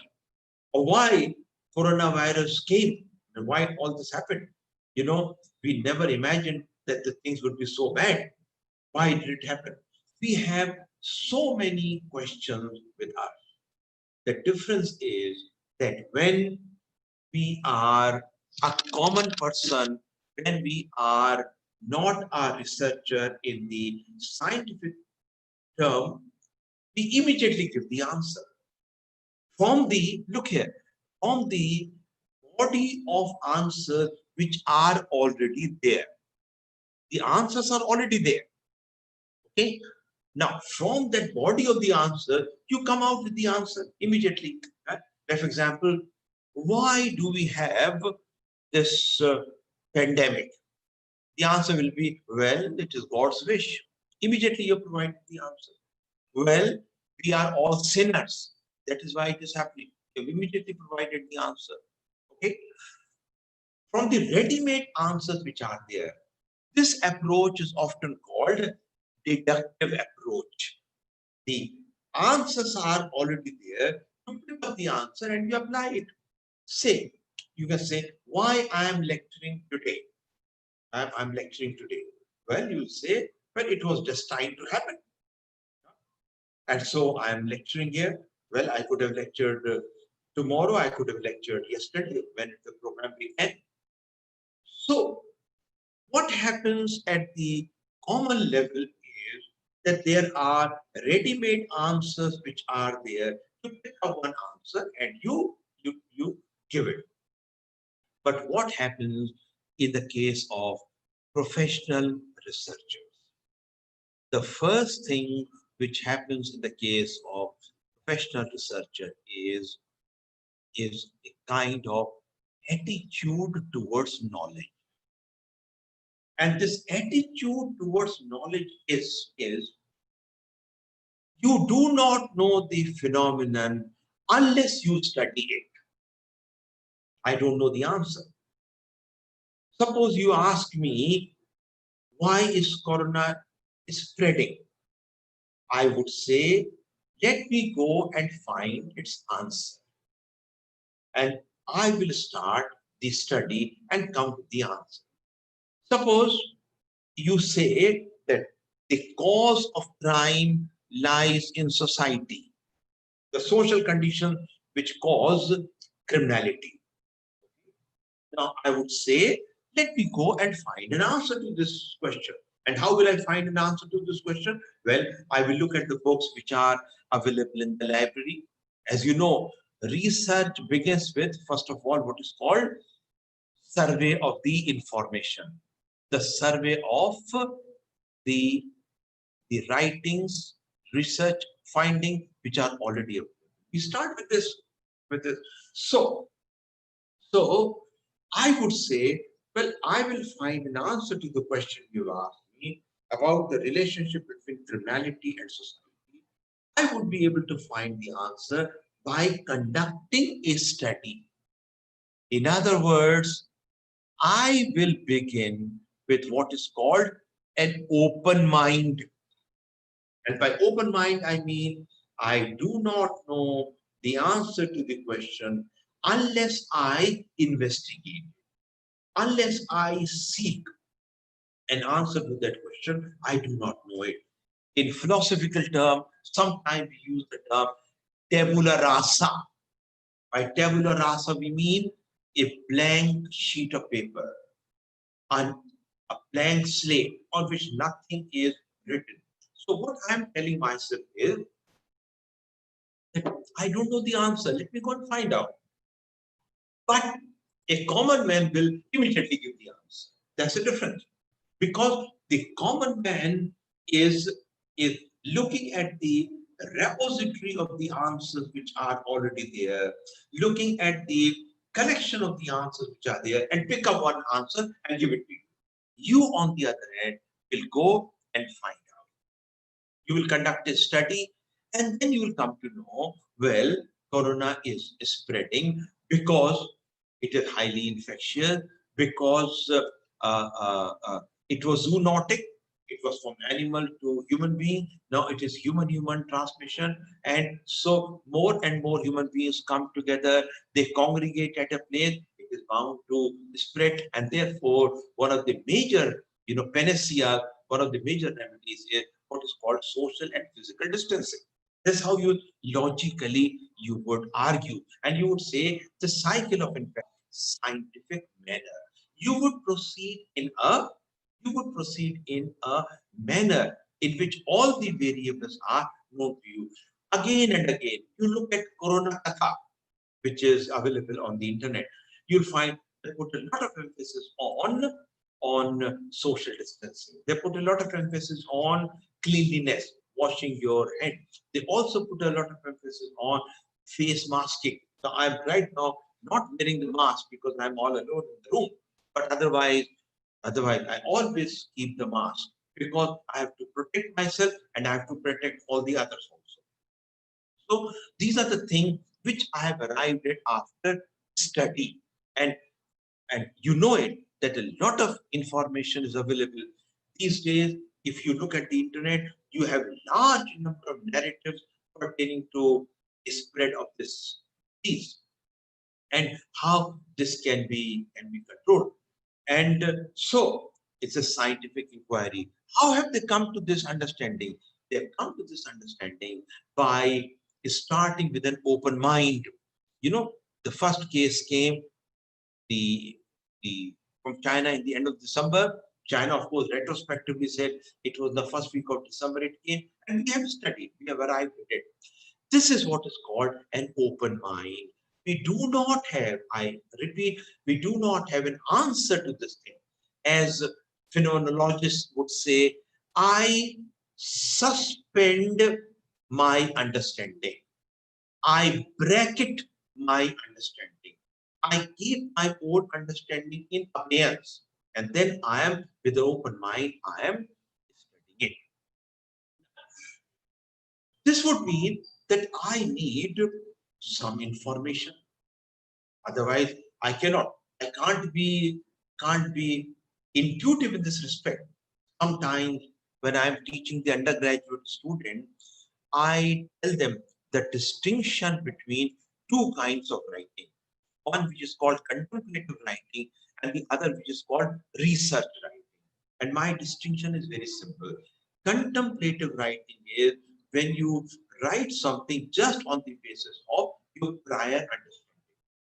Right now, if I give you a test and I say, please write an essay on how marriages are solemnized in your respective communities, I'm sure all of you would be able to write something or the other, maybe one paragraph, maybe one page, maybe 2 pages. How will you be able to write? You will be able to write on the basis of your prior understanding. But see, when you conduct a study of how marriages are celebrated in your community, you may come out with a thesis running into 250 pages. There's a difference because something you have studied consciously and something which was already there. In fact, I will tell you here the distinction between seeing and observing. I am instantly reminded of the class 11th psychology book. And in the chapter on methods, the book says most of the time we see, we don't observe. We don't observe. And you can be a good researcher once you start observing. And what is observation? Observation is a way of grasping the reality around you consciously. Is a way of grasping the reality around you intentionally. Like right now when I'm lecturing, someone is speaking, I think. Huh? Yeah. Please mute your mics, all of you. So when I am lecturing you right now, I am seeing besides me, I am seeing 4 more people. I am seeing Dr. Ved Prakash Arya. I am seeing Sankar San Malik. I am seeing Dr. Wagi, Yelappa Wagi, and I am seeing Koduri Shivani. I am seeing them.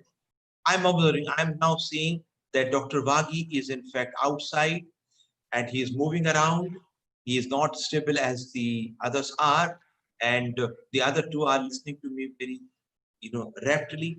I am consciously, I gave this example just to tell you that consciously, intentionally, awareingly, I am collecting information about the external world.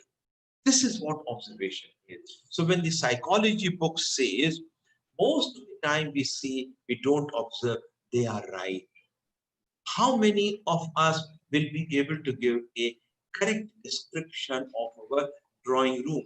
No, I'm sure you will not be able to give because you live there, but you have not observed. But because I have observed, I can tell you how many scratch marks are there on the wall, which I am seeing here. I can see where the AC is fitted. I can see how many wires are running out. I can see all that. I am doing it consciously. That is why my submission here is the best definition of the word observation is. I hope you will always remember it. The best definition of observation is, under quote, conscious sensing. Two words. Two words describe the term observation. Conscious. Conscious means that you are doing it awareingly. You are aware of this fact that you are observing. You will not miss out anything. If you see a small mark, you will ask questions. Sometimes I am quite happy to quote Max Gluckman. And Gluckman was a very important sociologist, and he's associated with a particular approach, which is called symbolic interactionism. And Hoffman says that when you are collecting your information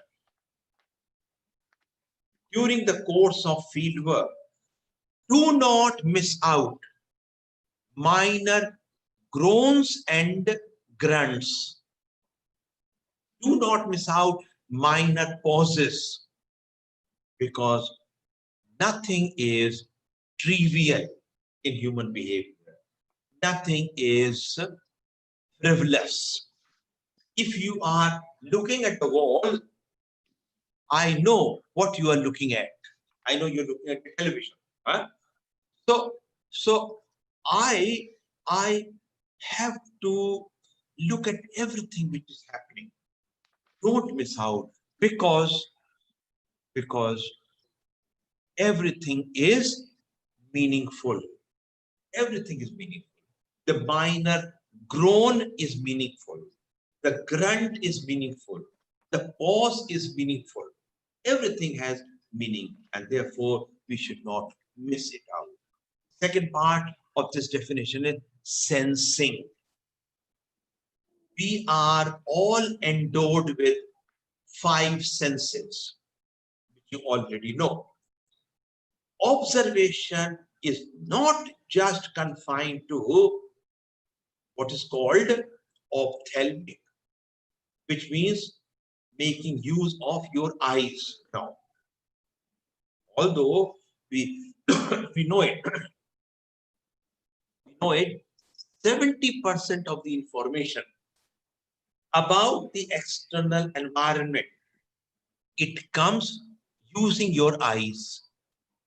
But 30% of the information comes from the use of your other sensory faculties, like ear, nose, so auditory information, olfactory, smell, tactile, gustatory. Gustatory is food, taste.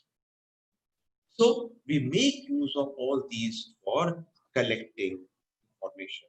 And surely, when you are doing your field work, when you are implementing the survey and collecting the information, you're also asking people. People are telling you, and you are writing it down. You are combining what they are saying and also what they are doing. You combine these two things together. One of the major lessons, and this is with respect to the third point which I'm picking up. Major lesson you learn is that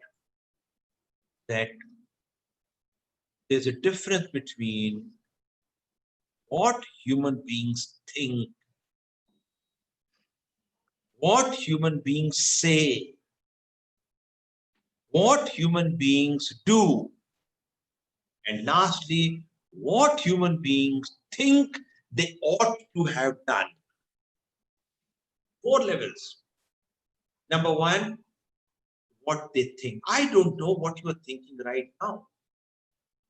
All kinds of thoughts may be going on in your mind. You may be thinking, come on, it is 8 minutes past 12. How long will this lecture go on? You may be thinking about the gas cylinder, which is going to run out. You may be thinking about your child's examination. You may be thinking about anything. What you say is not necessarily what you think. So a very simple question here. Suppose I ask you, have you ever cheated in the examination? Your answer will be no, I have never done. You know the truth. If I ask you, have you ever stolen money from your mother's purses or your father's wallets? Your answer will be no, I have never done. If I ask you, are you jealous of others? No, no, not at all. I am not jealous of others. And suppose I ask you, do you brush your teeth before you go to bed? Yes, I do. You know the truth. I don't know the truth. You know the truth. So what people say is, these words should be committed to your memory. What you say is what is socially desirable. I'll underline this word. What is socially desirable? What is normatively correct?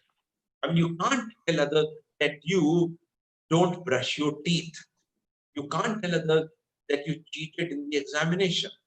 You can't tell others that you are jealous and envious of others. You don't say all this. Why? Because you protect yourself. And you protect yourself by being socially desirable. I will never come to know the truth unless I go to the third level. The third level is what people do. I give you a very nice story. And this comes in the work of John Beatty, who carried out a piece of fieldwork with the Bunyoro in Africa. And he writes this. He says that there was a pharmacist in his town where he was doing his fieldwork. Pharmacist is what in India called chemist. So the pharmacist used to work in a hospital. And Mr. Beatty, John Beatty, was living in his house. Okay. Every evening, the pharmacist will come and exhort, really exhort, tell him very, very specifically the values of honesty. He would say, you will remain honest, you should not steal anything, and so on and so forth. We'll give him a long lectures on being honest. And later on, Mr. Beatty came to know that he was stealing medicines from the hospital and was selling these medicines privately. And then you realize what people say is very different from what they do. And one of the major agendas of research is to find the distinction between what people are saying and what people are doing. And then lastly is what people say they ought to have done. What I should have done. I did this thing, but this is what I should have done. This is a kind of critical evaluation of one's own action. You know, when I was in the university, now I am working with a government organization, which is a subordinate organization of the Ministry of Culture, Government of India, which is called Anthropology Research of India. When I was in the university, and I used to supervise students for MPhil and for PhD, I used to tell all these students, I used to tell them, look, on the money you get, whether you get as a JRF or you get as SRF, you know these terms, JRF, SRF, or you get as a non-net fellowship, whatever money you get, you must buy three things. You want to be a good researcher, if you want to be a good academic. The first is you should buy a laptop and learn to write straight on the screen of the laptop, rather than oldies like me who first write on the paper and then type it. So you have to be conversant with the new technology. Number two, I used to tell them that you should buy a voice recorder. Seek the permission of the teacher and record the lecture. But when you are traveling, certain ideas come to your mind, record them. Always keep a voice recorder. And third thing I used to tell them, buy a good language dictionary. If you are writing in Tamil, then you buy good Tamil dictionary. If you are writing in Sanskrit, write a good Sanskrit dictionary. Or in English, you should have dictionary. And always rely on these dictionaries rather than on the downloaded ones. Because downloaded dictionaries are highly compressed. Look into it. You have to build up your vocabulary. These are the three things. And when I was lecturing in the university, like I'm lecturing today, my voice recorder was always there. And since some of you are teachers, this can be a really good exercise to look into your own work, to look into your own delivery, to look into how you teach. I would always carry a voice recorder with me in the class. Okay. And because I used to record my lecture, my students also used to do that. Very good. And after the lecture would have been recorded, I would log in on my computer and listen to that. Yesterday, I delivered a lecture for a college in Assam, which was on the relationship between anthropology and archaeology. And immediately they posted the lecture on YouTube. And the first thing I did was I listened to my own deliberation. I listened to how I am lecturing. And in this way, you would be able to improve upon. You will be able to improve upon your style of teaching. You would be able to improve upon your delivery and the way in which it is to be done. I learned as a researcher, as something which I must share with you. And all this is a part of the third point. I learned as a researcher that ideas can come at any point in time. Okay, please mute your mics. Participants, please mute your mics, disturbing others also. Please mute your mics. Okay. Sorry, I'm sorry, grateful to you. So, research is all concerned with ideas. And I learned as a researcher that ideas can come to you at any point in time. You may be in the washroom, the idea may come. You may be half asleep, idea may come. You may be driving, the idea may come. The ideas can come at any time. And in case you do not note down these ideas, they will be lost once and forever. This is what I learned. In fact, I learned it from my teacher. And as a practice, what I did was, I still do it, and all those whom I have taught, they also follow this practice. They keep a notebook with them. They keep a pen or a pencil with them. Always keep a pen or pencil with them.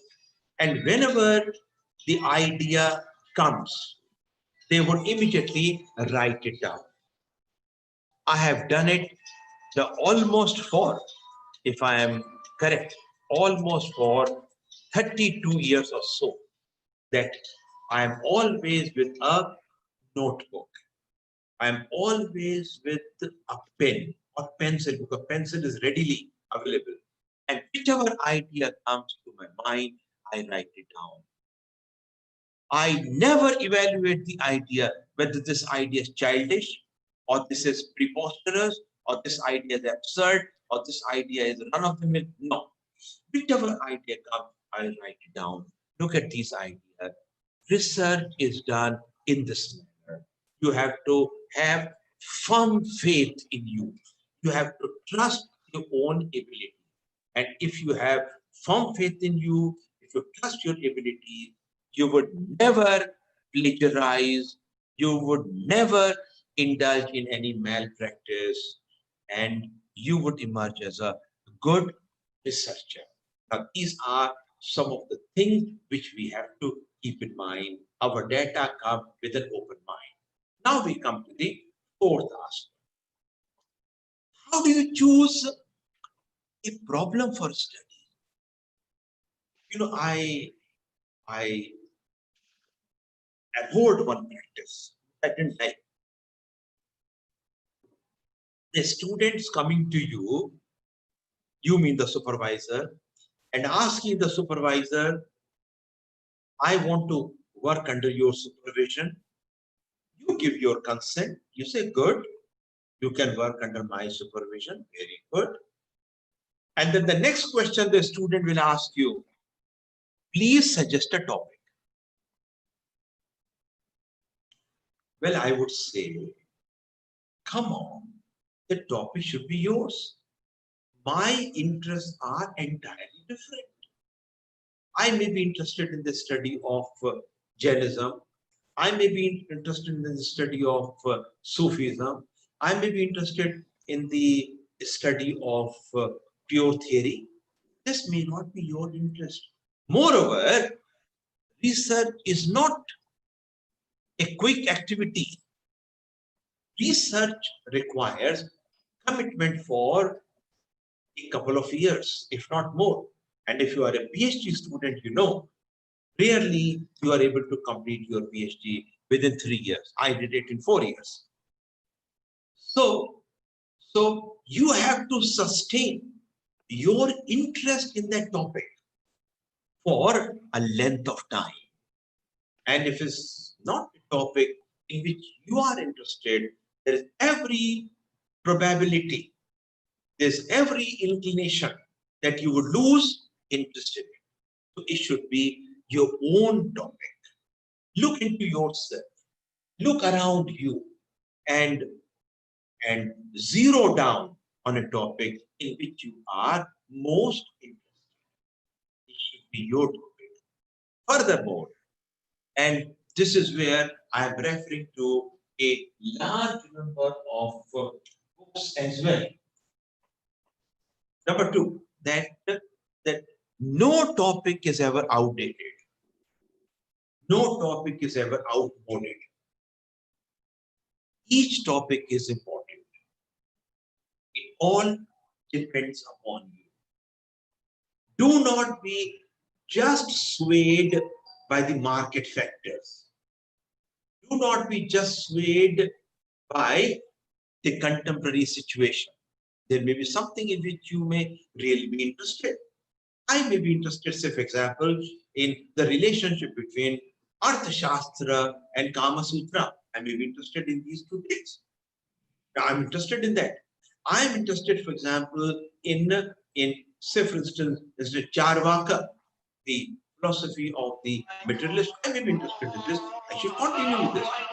What we are saying is it should be your own topic, something to which you are wedded, something to which you are committed. Do one piece of research with understanding, with conscientiousness, move on to the other. At one time, just do one piece of research. You should not have too many eggs in your bag. Just one thing, you finish it, then you move on to the other one. Now the question comes, which many books and many articles have tried to address. The question is, where do the research topics come? What is called identification of the problem. Where do they come? How do these topics come to you? Important thing. And we are assuming, with which we are beginning, we are assuming that you are not seeking the counsel of someone else. Your supervisor says, this is what you do, and you start doing it. So we are assuming that you yourself are interested in locating a topic. You yourself want to do it. Topics emerge in 3 ways. Number one, and those who have done PhD here and have done on a topic which they themselves chose, rather than one which was given by their respective supervisors, they would concur my opinion. Number one, the topics come from reading, the books you read, the articles you read. At the end of the book, at the end of the article, is something called further suggestions, which are given to you. What more is to be done? What more is to be studied? Okay, you pick up your research topic. You pick up from the writings of someone else. You pick it up, and then you work on it. This is one source of your problem identification. But remember, you do not work on a field, you work on a question, which is called research question. So you do not work on gender relations. You work on a particular specific aspect. For example, you work on domestic violence. You work on status of women. You have a question which you try to answer. Every research work has a set of questions, interrelated questions, and you try to provide an answer. Research begins not with a broad field of study. Research begins with a question, very specific question you take and you try to answer. All right. Now, the second source of problem identification is what is called brainstorming. And this is the practice which is adopted in many of the universities which I know. And this brainstorming is that you come with a topic, you discuss it with a group of other researchers, your supervisor calls a team of the other researchers, and then you discuss with that team. And during the course of this discussion, see, the topic is zeroed down. During the course of discussion, where it's not just your mind which is in operation, but the intellectual energy, the intellectual output of the others is also pulled in. And so topics are born with brain. Third thing is that a particular observation, a particular news item, a particular event arouses your interest and you want to work on this because you have a research question. It happens rather what's called with serendipity. And serendipity means a chance finding. Something happens by chance and you have a chance to read it or know about it and you become interested in it. I will give you, very briefly, I'll give you two examples. One was for my own work. Well, as you know, I've been introduced in this earlier, that I read for my PhD at the University of Cambridge. And they used to have what is called coursework before you were formally registered for PhD. And coursework also required that you carry out some field work in the city of Cambridge. And on the basis of the field work you had done, you will make a presentation before the teacher. And if the teachers thought that your presentation was good and you are aware of the techniques of data collection, the tools and methods of data collection, then they would recommend you for formal. So during the coursework, you had a liminal state. You were neither here nor there, and you have to prove your worth. So of course, the students were told, and I was one of them, that you have to carry a first-hand fieldwork and write a paper on that. Jagdevappa, please mute your mic. And Jagdevappa. I did not know what to do, what to look for. Most of these students,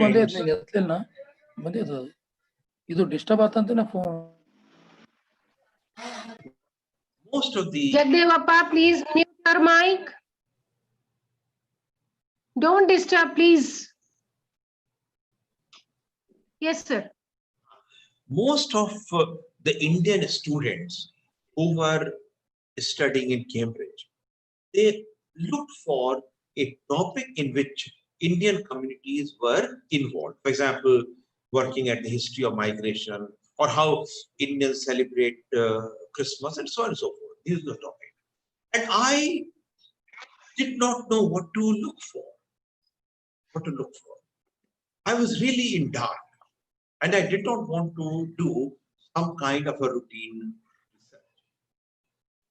One day it so happened that I happened to be in a countryside, and my host there in the countryside was called Horse Heath. My host told me that there was a place where some excavation was going on, and some Roman coins had also been found. And since I had done anthropology, I was deeply interested in looking at the excavation going on. So we started walking towards that area. When we were walking, my host told me about the beliefs in witchcraft. And immediately I thought that I would do my pre-PhD work on witchcraft practices in Cambridge. It was by accident that I chose it. And I worked on it, wrote a couple of papers which have been published, and I was able to make good impact on the committee. And this topic was different because I, coming from India and was studying a practice which was there in England. The second example, a psychologist read in a newspaper that a woman was shot down. She was going home after attending the duties at the bar. She was a bartender, and her car was being chased by someone else, and she entered her apartment. This man also came. She came out of her car, started challenging this man. The man also started challenging her. The man was inebriated. There was a lot of commotion, lot of noise. People started emerging out of their houses, and they were standing and waiting to see what was happening. Suddenly, this man took out a firearm which was concealed in his pocket and shot at the woman. The woman fell down. The other part of the story is unimportant. The question which came in the mind of this researcher was, why, when so many people were a witness to what was going on, why none of them came forward to help this woman? Why none of them came to her rescue? A research question was born, and he started investigating. You may think this is a very simple question, and you know the answer. You may think, well, the answer is, well, this woman had dubious reputation in the neighborhood. Or you may say that people don't want to get into the problems of others. You may say it was because of urban anonymity. You may give hundreds of these explanations. But research does not begin with this. Research would begin with an open mind, With open mind, you investigate. And you know the answer which this researcher found was that all these people who were seeing what was going on, all these people who were a dumb witness to this, mute witness to this, these were thinking someone should take the lead. Had someone taken the lead, they would have all joined and beaten this man, converted this man to pulp, reduced this man to pulp. Just because each one was waiting for the other to take the lead. And a very important concept was born from this research, which is called diffusion of responsibility. When there's a large crowd, responsibility is diffused. When there's a small crowd, responsibility will be there. And therefore, you have hypotheses which you can test. My submission is not that the research found the right thing. That is not my submission. My submission is that an attempt was made to find an answer to the question. Now you go and verify it. You go and do research. After all, Karl Popper, the famous philosopher, said, what is at the base of research is the idea of falsification. That you falsify it, you prove the research to be wrong, and then you proceed. This is the third thing. Whichever research question you take, you have to pursue it to the end. Don't leave the research in. Now we come to the last part of our. Now this question is about how do we start? This question is about how do we collect our information? Is there any distinction between terms like technique, method, and tools of research? Are these terms to be used interchangeably, or are these different? Only yesterday, I was going through a school textbook, okay? And I found that in the chapter on research methodology, the author is saying that these terms are used interchangeably. And so you can call observation technique. You can also call observation method, and you can also call observation tool. Perhaps it is not correct to my mind. It is not correct. We have to make a distinction between these three terms. The first term is technique. Technique actually means the procedure of collecting information. The procedure of collecting information. How do I collect information? I collect information, and I'm talking about information on the human interlocutors. I'm working on the human beings. The techniques I use for collecting information about and on human beings is by making use of two techniques. One is observation, and the second is interview. Interview actually means asking you questions. Because observation will not be able to answer many of the things. Observation will be able to tell us what you are talking. Observation will be able to tell us what you're doing. But observation may not tell us what you did in the past. Observation will not tell us about your antecedents. Observation will not tell us what you think about it. Observation will not tell you about the rationality which is given to this. Therefore, you will have to ask questions. And the art or the lore of asking questions, is called interview, which of course has many types and many varieties, which of course does not concern us. These are the two techniques which we use for data collection. Let us come to the term method. I'm sure you must have really wondered about the multiple use of the term method. is a term called comparative method. And then you also know something called genealogical method. You also know something called case study method.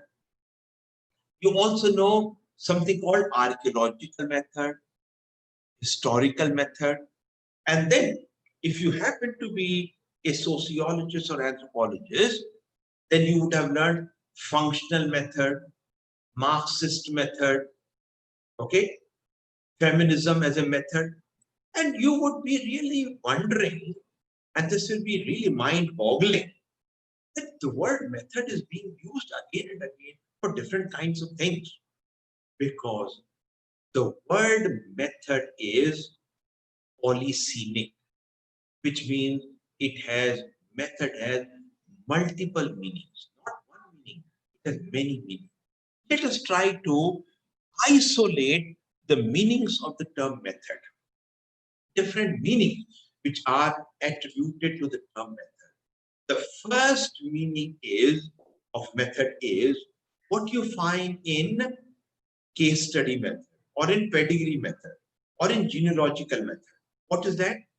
You make use of observation, you make use of interview, you make use of certain documents that people have for collecting their genealogies or collecting their pedigrees.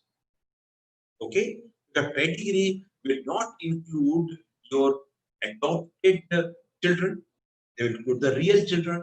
So you might like to have some kind of a documentation for that. So you will make use of, while collecting genealogies and pedigrees, you would make use of observation, you'll make use of interview, you'll make use of the documents that people have. Similarly, while preparing a case study, you would make use of all the three things. So the first meaning of method will be when different techniques, different sources of data collection, when they are put together, when they come together, in that case you have case, you have a method. So case study is a method, genealogy is a method, and pedigree is a method, and so on and so forth. In fact, fieldwork is also a method, because fieldwork could include observation, interview, case study, everything. The second meaning of the term method is the sense in which it is used in comparative method. Comparative method is an attempt to move from particular to general. I compare several cases and then I try to arrive at some kind of a generalization. It is to move from empirical thing to something which is abstract. So comparative method is a method to move from particular to general, what is called inductive approach, to move from particular to general. When from the facts you have, you try to arrive at some kind of a theory. It is called inductive approach. The third meaning of the method is in the sense it is used in historical method or archaeological method, where it is largely retrieval of the information. So you go to the archive. In archive, all the files which are lying there, they are not of use to you. You have to cull out your information from them. That's the corpus of information, and from the corpus of information, you pull out information which would be useful for your work. In the similar manner, you go to an archaeological site. Thousands of stone implements are lying there. You would try to pick up certain things which are typical of that lithic industry. Lithic industry means stone industry, and then you would try to work on that. So this is retrieval of that. And the last meaning of the term method is that method refers to a theoretical perspective which you use for analysis. I want to find out the history of webinar. Believe me, as a footnote, I'll tell you, I learned about webinar. I learned about webinar only recently. The first webinar I gave was on 8th of May. And I was very keen. I was very keen to know about the history of webinar, when actually webinar came into existence, when this term came, and how this has evolved. And then I tried to work on what are the advantages of webinar, this kind of a training, and what are the disadvantages of webinar. Now, what I did was, my first study was historical. It was in terms of how webinar as a concept has evolved. So I subscribe to what is called the evolutionary approach. Then I tried to find what is the place of webinar in contemporary time, what is sometimes called, underquote, the new normal. You know, we use the term new normal for this. In these times of new normal, what is the significance of webinar? How important it is? There's no other way. Believe me, there's no way to connect with the vast number of people. Then this, right now, 84 people are part of this. So I will be able to connect with all of you through this method. So I'm trying to understand the function of webinar. Function means it is contribution. So here I am subscribing to what is called the functional approach. But then I also find that there may be certain disadvantages of webinar. I mean, I can't see you. I can't look at the expressions which come on your face, the non-verbal expression, whether you are understanding what I am teaching you, whether you're following it or not. I don't know this because I'm not able to see you. I'm only able to see, right now, I'm only able to see 3 faces on my screen and 2 people who have muted they closed their videos. This is what I'm able to see. But I'm not able to see the other 79 people who are attending this. I'm not able to see. So I will look at what are called the dysfunctions of webinar. So what are the disadvantages of this? And surely it is a part of the new normal, but how long can it go?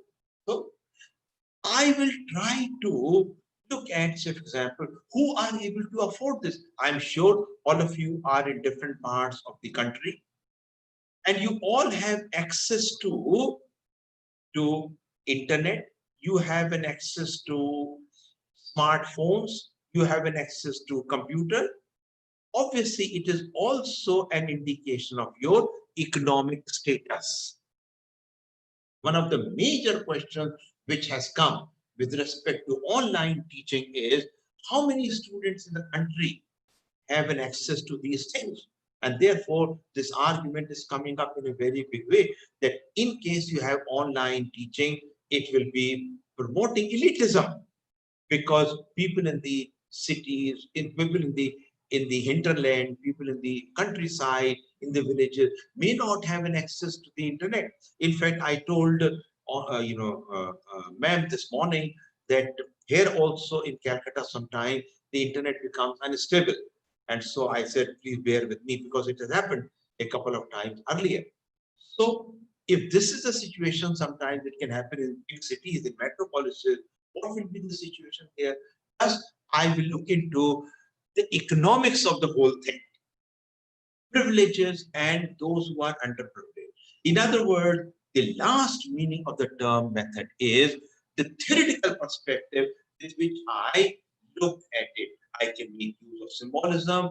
I can make use of other approaches, and I can understand. The last term is tools of research. And by tools of research, please understand this. Tools of research mean the instruments we use for research. Do not call observation a tool of research, unless you subscribe to the idea that all these words can be used interchangeably. An idea to which I'm not lending any support. I would say that if the terms exist, if there's a term called method which is existing, if there's a term called technique, there's a term called tool, each term must be having a very specific meaning. Tool is always an instrument. For example, questionnaire is a tool. Questionnaire is a tool. Okay. You also prepare, if you are doing psychological research, various tools. They are the instrument which you use for data collection. Questionnaire is a tool, but the way questionnaire is administered is a technique. Are you following me? The way it is administered, how it is administered? A questionnaire is administered in 4 ways. The first way of questionnaire is, the way it is administered is that the questionnaire is kept in an envelope and it is sent to you by mail. It arrives to your house by speed post, or now of course it arrives to your screen on your email. Okay? And you are expected to read the question, write the answer, and post back. Email questionnaire will give their addresses, and the questionnaires which come to you in an envelope, they would have a self-stamped envelope, and you just put it and send it. What is it called? This mode of administration, this technique which you use, what is it called? It's called mailed questionnaire. It's called mailed questionnaire. You can also modify this and call it emailed questionnaire. But this is the first category. But then you know that there are disadvantages of having a mailed questionnaire, because people may not answer. My own research tells me response rate is as low as 10%. You are very lucky in case you are able to get 25 suitably, completely filled questionnaires. 25 out of 100. If the response rate is 25, people just don't bother. And if it is having a number of the open-ended questions, people don't write the answer. They just leave it, or they just put a slash and write not applicable. What is the use of such a questionnaire?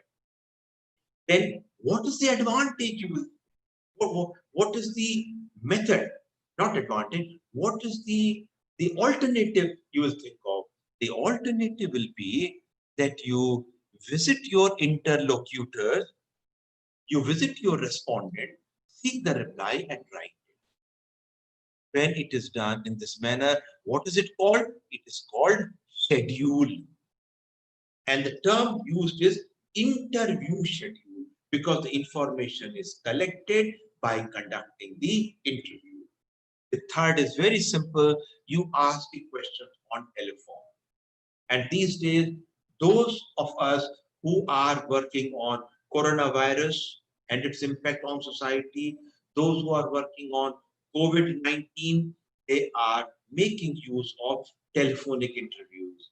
In fact, right from the month of April to the month of June, I've spent a lot of money on my mobile phone, because I'm talking to people and about their experiences of living in the lockdown, their experiences of the ailment. The moment I came to know that some family had the cases of corona positive, and so I interviewed them on phone. This is the telephonic interview. And what is the last one? Last one is you administer the questionnaire on a ready-made crowd, like in a school or in a hospital. Number of people are there. You bring your questionnaire, give it to them, and let them answer it.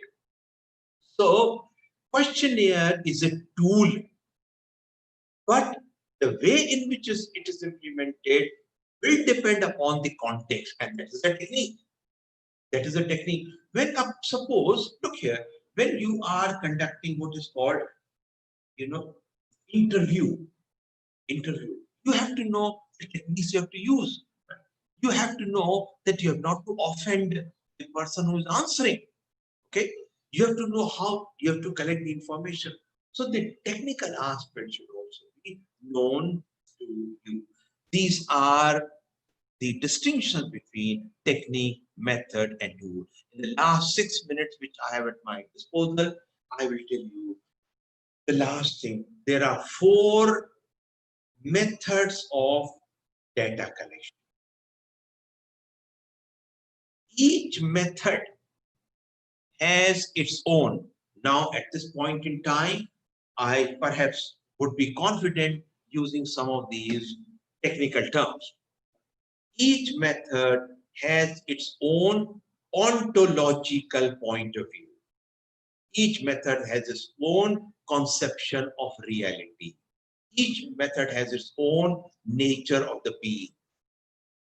Each method has its own epistemological point of view. So when you are working on the historical material, you know what are the shortcomings, what are the weaknesses of the historical material. So each method will have its own epistemology. Number 3, each method will have its own value framework. For example, if you are doing your field work, whichever information you get from one person, you should not transfer it to the other person. By doing so, you would be creating confusion in the community. So you know the value aspect. Each method has its own techniques of data collection. How you have to collect the macro survey, how you have to look into macro surveys, how you take out the material from the archive, how you conduct field work, how you set up experiment. You have these. So each method has its own ontological point of view, has its own epistemological point of view, has its own axiological point of view, and each method is given prominence in one discipline or the other. So if you are a demographer, then you would do survey research. But if you are a social anthropologist, then you would do field work. If you are a student of history, then you would do archival work. And if you are a psychologist, then there is a probability that you would set up your own experiment. So each method is important from the point of view of the discipline. Now, what are these 4 methods? You have already learned them. The first is called survey research, which in a nutshell, survey is defined as asking questions. Okay, asking questions to a cross section of respondents, asking questions to a group of respondents at a particular point of time or over time to get their views. Focus is on asking questions. And some of the important aspects of survey are that surveys are always conducted on a large population. Surveys are always problem oriented. You have very specific problem and you want to find an answer. Number 3, the instrument of survey is questionnaire. You prepare a questionnaire before you start conducting your survey. And lastly, the survey data are quantitatively analyzed. And that is why you would often find questionnaire-based research under the caption of, under the rubric of quantitative research. So you have these kinds of things. Now, the second method is field work, which is used in sociology, which is used in social anthropology. What is the difference between survey and field work? And why some of these anthropologists think that field work is far superior to survey. I would like to draw your attention to the work of a very famous anthropologist, Sir Edmund Leach, who said that never depend upon the survey, because surveys are only yielding what people think is right and not what they are doing. So how will you come to know what people are actually doing? You will come to know when you conduct the field work. Right now, you see, these 82 people who are there, I do not know what they are doing. Some may have been going away, just keeping their mics on mute and video closed. We do not know. They may not be there. I am assuming this 82 participants are there, but in fact, the number of participants may be much low. But when I am in the class, then I am able to observe everything. Something which is very important, the human aspect, how you are responding to the information which is being given to you, information which is being fed to you. So fieldwork would say, as I said right in the beginning, that go and live with the people in their natural habitat. Fieldwork is an in situ study.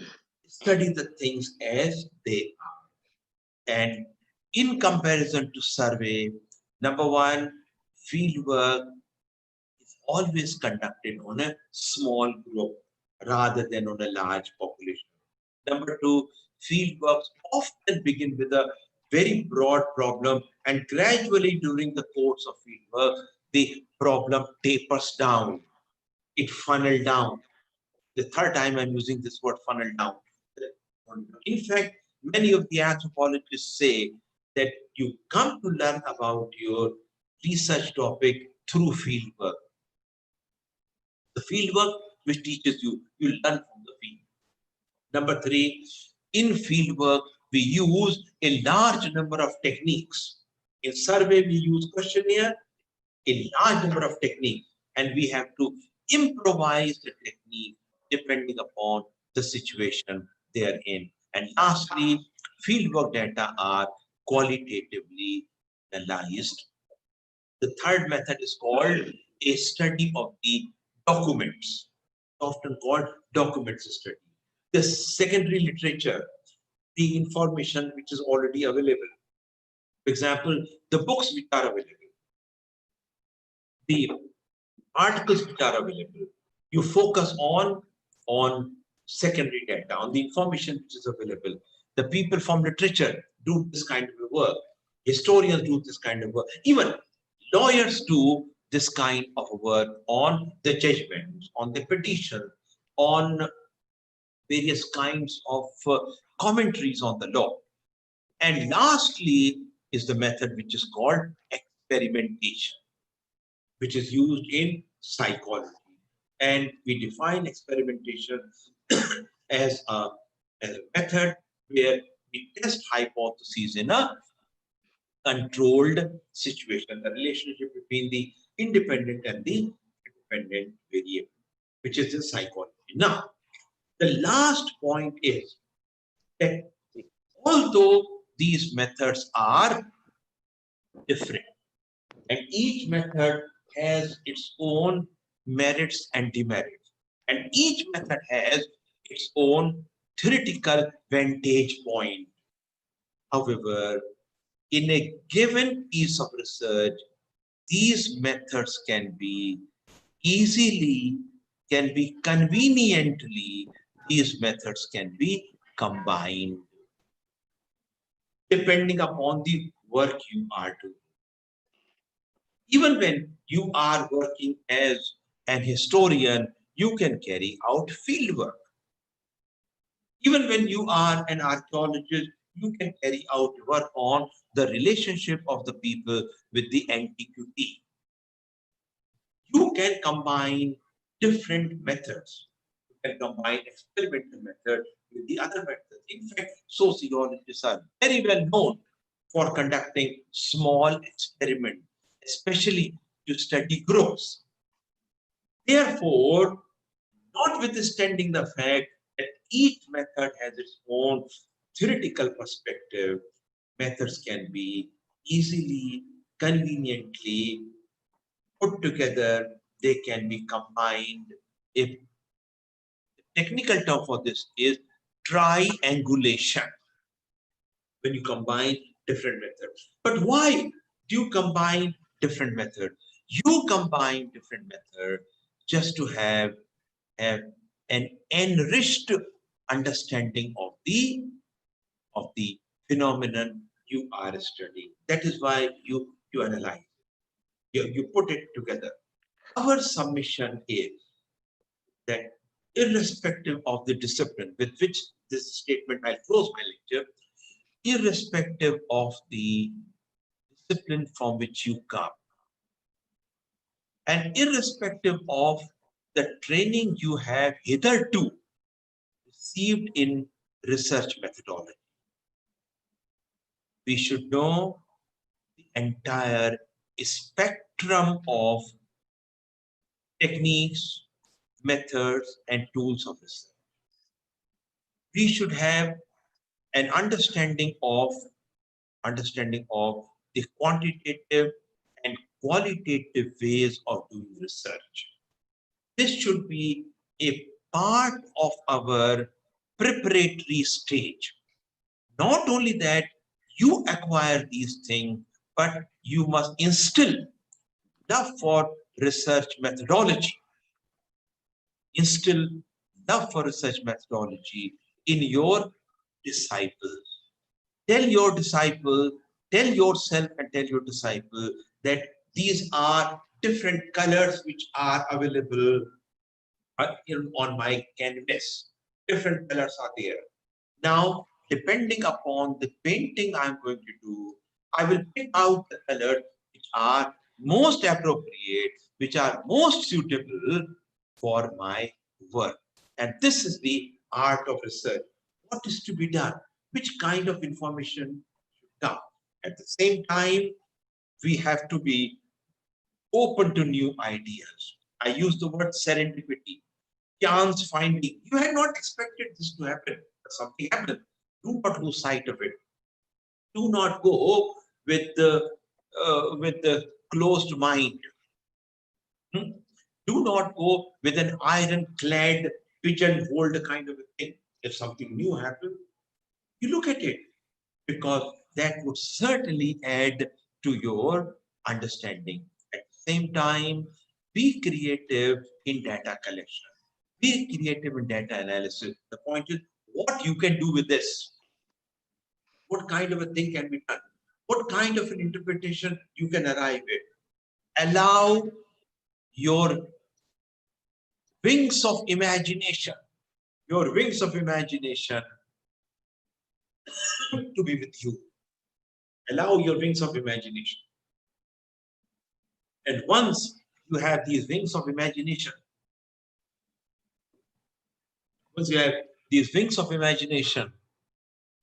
I'm sure you will be able to do wonders. Don't lose faith in yourself. Don't think that what has been done till now is the final statement. No, not at all. We all start suffering the moment we say that whatever has already been done is the best. You have to tell yourself that ideas emerge in your mind. Don't underestimate yourself. My best wishes are always with you. Thank you very much. Any questions, participants?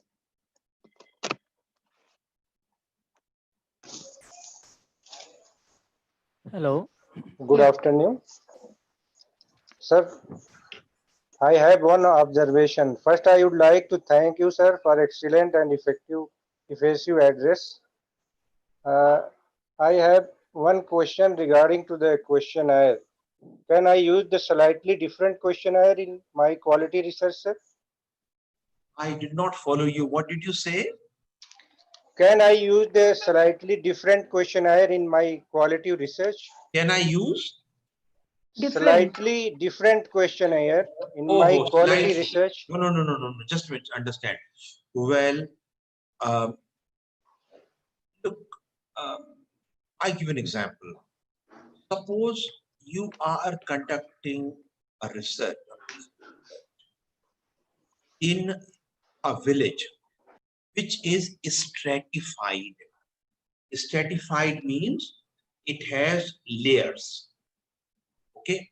And let us assume for a moment you are conducting a piece of research on water bodies. It's a very good topic. I don't know what your discipline is, but suppose you're working your piece of research on water bodies and access to these water bodies. Who can have access to these water bodies? Who can go and draw water? I'm immediately reminded of Munshi Premchand ji's stories. Story that one of these stories is on this, that how water was not easily accessible to the people of the lower caste, and their stories, which are really touching. So I want to work on this, that how many water bodies are there and how people, have an access to this. Well, what I would do is I would not prepare any questionnaire. I would just go to the village, live with the people, and try to understand the reality there. There I can prepare a questionnaire. What is a questionnaire? Questionnaire is a set of questions. Is a set of questions pertaining to a particular issue. Okay, set of questions are there, and you ask these questions. Now, there I'll prepare a questionnaire, and I can prepare different questionnaires for different strata. I can prepare a separate questionnaire for people of the lower caste, a separate one for the upper caste. Of course, I know it. It will be a different job. It will be a difficult job, an arduous job, but it is always good to keep in mind the stratum or the strata one is going to study. And therefore, surely, I would agree with you that you have to prepare different questionnaires for different kinds of. Moreover, I would like to tell you, suppose one section of the community is well conversant with English language, but the other section in the same community doesn't know this. In that case, what you will have to do is you will have to translate your questionnaire in the language with which the other group is most comfortable. Okay, with which other group is more comfortable. And therefore, what you will do is you translate it. But there are norms regarding translation, and the norm is that it should be translated and what is called back translated. I'll give you an example. Like for instance, you have to translate the questionnaire into Bangla.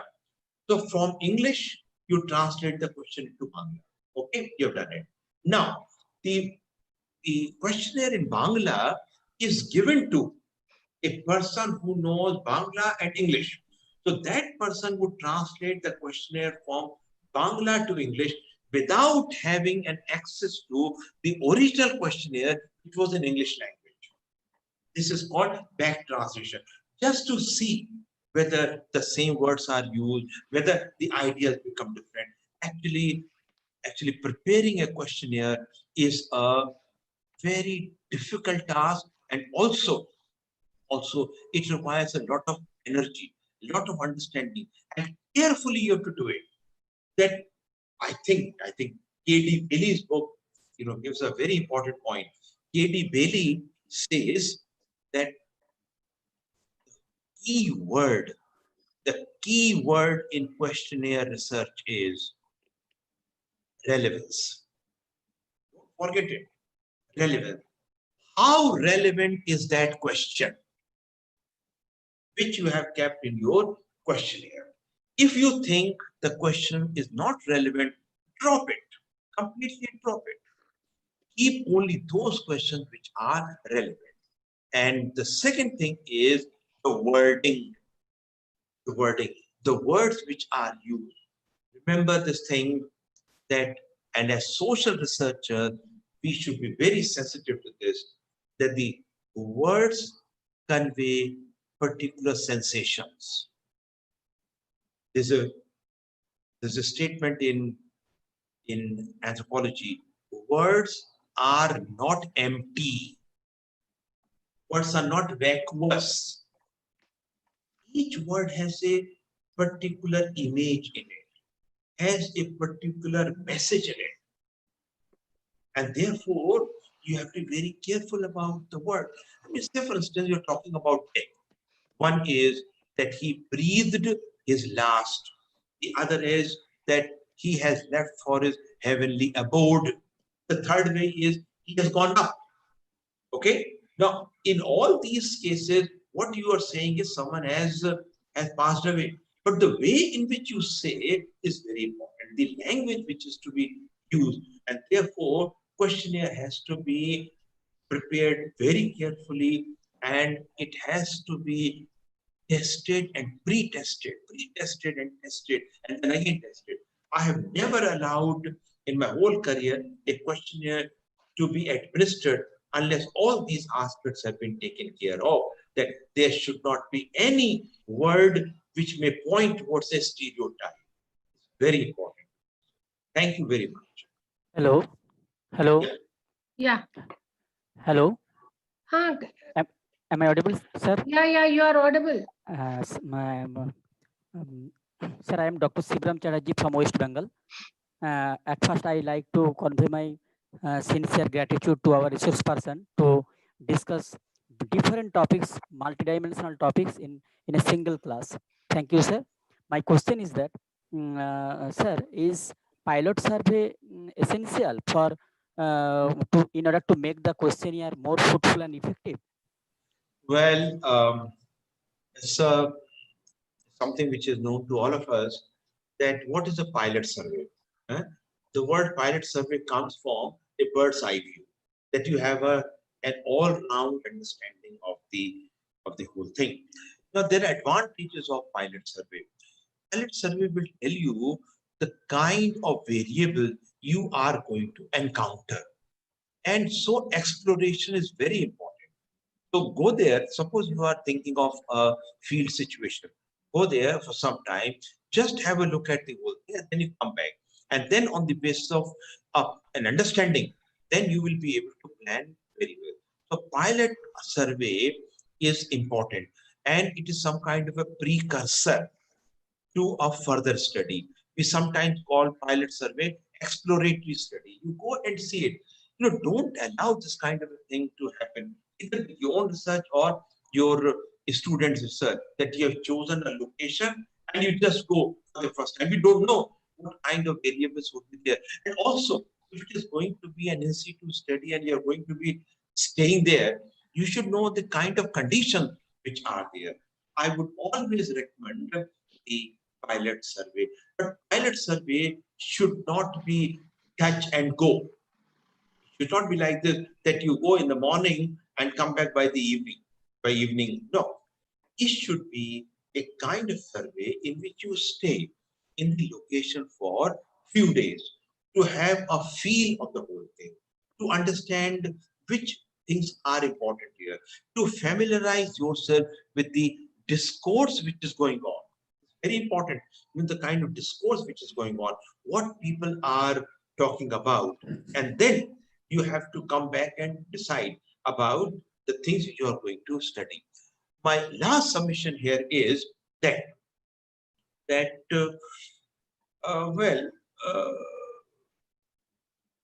much depends upon how you present yourself to your interlocutor. It all depends upon you.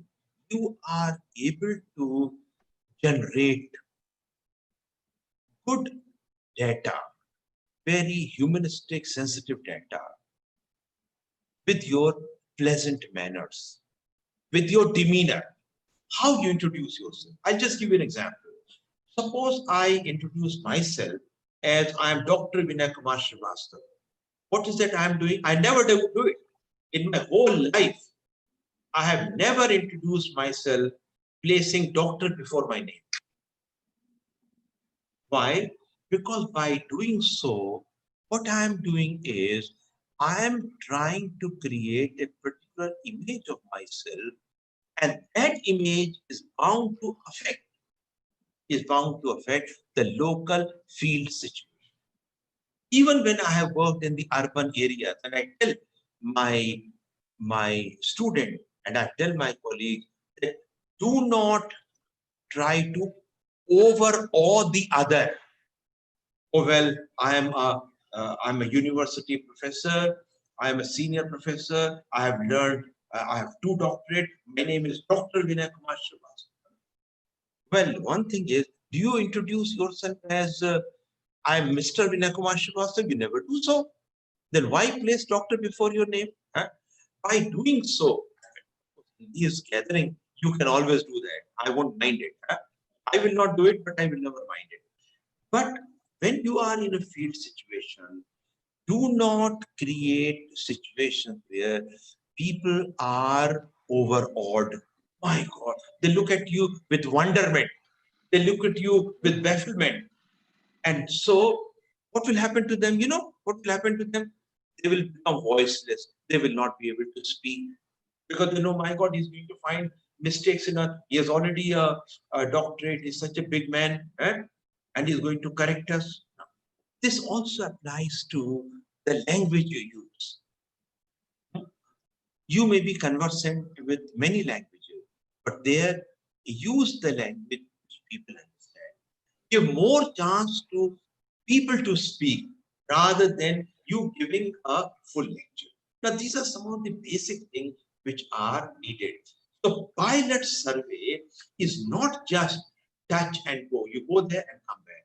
Rather, my advice will be a pilot study should not be for less than a week or so. And for this week, uninterruptedly, you have to be in that situation so that you have an understanding of the variables which are in operation. And then you come back, and then you come back, and then you can plan a larger study. Pilot studies are always useful. Okay, sir. Thank you so much, sir. Participants, Any more questions? Any questions? Ma'am, can I ask a question? Okay, you can ask. Yeah, sir, this is not a question, it's an inquiry. Sir, when we talk about this idea, because idea, we have ideas and we have like, it's recorded or unrecorded. I'm not following you, what you're saying. Sir, how can we implement or convey these ideas which already we have to the society who are ignorant? Are you talking in terms of action research? Yes, sir. Yes, sir. Exactly. Look here, one thing which I would like to tell you. What is your discipline? Sir, history, sir. Huh? History, sir. Huh? History, sir. History. Good. Historians are generally not interested in action research. This is good. I want to compliment you for this. Well, researchers are generally classified into 4 categories. The first is called pure research. The second is called applied research. The third is called policy research. And the fourth is called action research. Okay. And this is, as an acronym, this is called PAPA model. First P is for pure research. First A is for applied research. Second P is for policy research. And the last A is for action. There are differences in them. Pure research, you know what it is, where you're only concerned with finding an answer to that thing. Applied research is slightly different. Applied research is the research you have done is used by others. Research you have done is used by others for implementation purposes. You are not implementing. You have given certain ideas. For example, you may give some ideas about how to protect the monuments. Okay, you are a historian dealing with architecture, and this is what you do. Or you are a historian working with a museum, and you say how museum thefts have to be checked. You have worked on this in a model of pure research. How thefts of artifacts, thefts of exhibits from the museum, how these can be stopped. You've done it. Now, some museum people take your research and implement your idea. You are not the one implementing. All right. This is called applied. The third is called policy research, in which you comment upon the policy. The policy has come. Like for instance, you know, new education policy has come. And now this is for educationists, for social scientists, for historians, for biologists, for everyone to look at the policy and come out with some critical assessment. And I want to tell you that the word critical does not mean to be negative. This is a wrong meaning. Critical actually means critical appraisal, a balanced appraisal. You say these are good things and these are not the good things. So it is some kind of a balanced appraisal rather than being negative or true. These kinds of researches are called policy researches. And I've really been interested in these policy researches. I mean, one of the articles which I wrote, a longish piece I wrote when the draft of the National Tribal Policy came. And I developed the idea very well, gave some very incisive comments, and I sent it to the then administration, the tribal minister, and also the Honorable Prime Minister Saab. I sent the copies of that article to them. Policy research. Last is called action. Action research is one where you do not leave the aspect of implementation to the others. You yourself become involved in it. So you are in the local situation. You are yourself seeing how the ideas are implemented. You become a part of the group of the advocates. This is called advocacy research. There's a difference between applied and the applied. Now, certain ideas you have. For example, I give you an example. Well, female education is very important. And you are working in a community where people have been deriding, denigrating girls going to the school. They don't want, because the received understanding is that the girls have to look after the household work. They are the homemakers. They should learn how to cook. They should learn how to wash clothes. They should learn how to sweep floor. There's no need for them to go and study. And so, after basic minimal education, when the girls reach the stage of menarche, they are withdrawn. This is the reality. This is the reality in much of not only rural India, but also in towns. That's the view. And suppose I want to bring about it in the thinking of the people.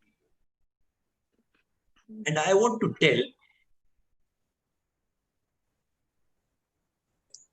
tell the people who are there that if your girl goes to the school, she will be able to learn the modalities of hygiene.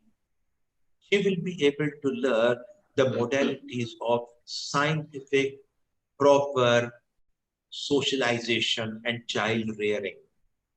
Your daughter will be able to protect the household from all kinds of diseases and illnesses. Okay? That's a great thing. It's a great thing. My wife may not be working, But if she has done all this, she knows. She, as a mother, she would be much better than many others who do not know these things. She will have some understanding of the first aid. She will also have some understanding of the sexual stereotypes, boys and girls, the gender stereotypes as they are called. So I have to mainly exhort on this. I have to mainly harp on this, how this will be. The suggestion given by not only just anthropologists, but by all these development planners the suggestion is, you have to start a dialogue with the people. And this is often called in literature the dialogic approach. You have to initiate a dialogue with the people. Put your point of view without losing your temper. That's an important thing. You have to lose. Even at the domestic level, I don't know whether you are married or not. At the domestic level also, whenever you have to make your point, say it as pleasantly as possible, place it your own idea, and allow the other person to react to it. Of course, people will come out with a rejoinder. You say something, they will come with the rejoinder. Be prepared to answer those rejoinders in the same way as you have tried to build up informed consensus. Informed consent has been built in this process. That people are coming with a barrage of questions, with a volley of questions. You answer those questions, and then they come with another set of questions. You answer it. You should be prepared to enter into a dialogue, unending dialogue. And I'm sure you will be able to bring about, initiate a change in the community. Just because I've been a field worker, of course, not now so well, because now, don't guess my age, but now I'm an old man and I may not look old, but I am a senior citizen. So, but when I was young, like you, and I always tell the young people that when you are young, take the advantages of your youthfulness. Go as many studies as possible. Like, these days, when you are in lockdown, you can't carry out much field work. What is that you can do? You can consolidate the work you have done. Many of the articles, many of the manuscripts you have written, you can bring them together and you can work. So at that time, whenever I was in any situation, I would initiate a dialogue. I suffered once, just to share a story with you. I suffered once during the course of my fieldwork. I suffered with an illness, God forbid, and that illness is called scabies. I had this in a village in Rajasthan, and it was so awfully bad, I can't tell you. Every time I was scratching my back, I would lie on the cot, spring cot, and I would feel like scratching. The moment I would remove my clothes, take off my clothes, all of them scratching. And I didn't know what it was. Well, I consulted a doctor there. He advised me to go to Jaipur for a better consultation. Now, I had to go to Jaipur and consult another doctor who advised me to go to a skin specialist, so on and so forth. Finally, it was found that it is scabies, and I was told that it comes from the fomites. That was the first time I learned the word fomite. Now it is being used in the context of COVID-19 also, that the virus can come from the fomite. So I came to know, and then of course, I learned a lot by looking at some literature. It was not available. Internet was, I'm talking to you of prehistoric times, not the contemporary time. These things were just not there. Whatever little information I collected from libraries, etc. And then I thought that it is all happening because of the bed sheets, the mattresses these people are using. And I am also using that. Why not initiate? Because I really suffered. And I was quarantined. That, of course, I did not know the word of quarantine. What means there is some kind of scabicidal lotion. was applied on my body. I was not in hospital. I was home, stayed in a friend's house in Jaipur, and applied all over my body for 72 hours. It was the month of May or June, maybe May, I think. It was really terrible, scratching. And then I realized that it is because of this. Why not what you have learned? Why not share the information with others? And when I told them, they said, yeah, this is also happening to us. Charity begins at home. You have to start these kinds of little movements. And when I started telling them, there's a very beautiful sentence in Hindi. Deep se deep jalate chalo. Jyot se jyot chalate chalo. Jyot se jyot jalate chalo. Prem ki ganga bahate chalo. That's a song. I remember when I was in school, Rahman Sahab, when I was in school, I read a chapter in English book. It was written by William Hazlitt. And the title of that chapter was, Let Us Pass It On. Let us pass it on. Beautiful chapter. And it actually meant, whatever I have received from my parents, I should pass it on to my children. The Talmud says,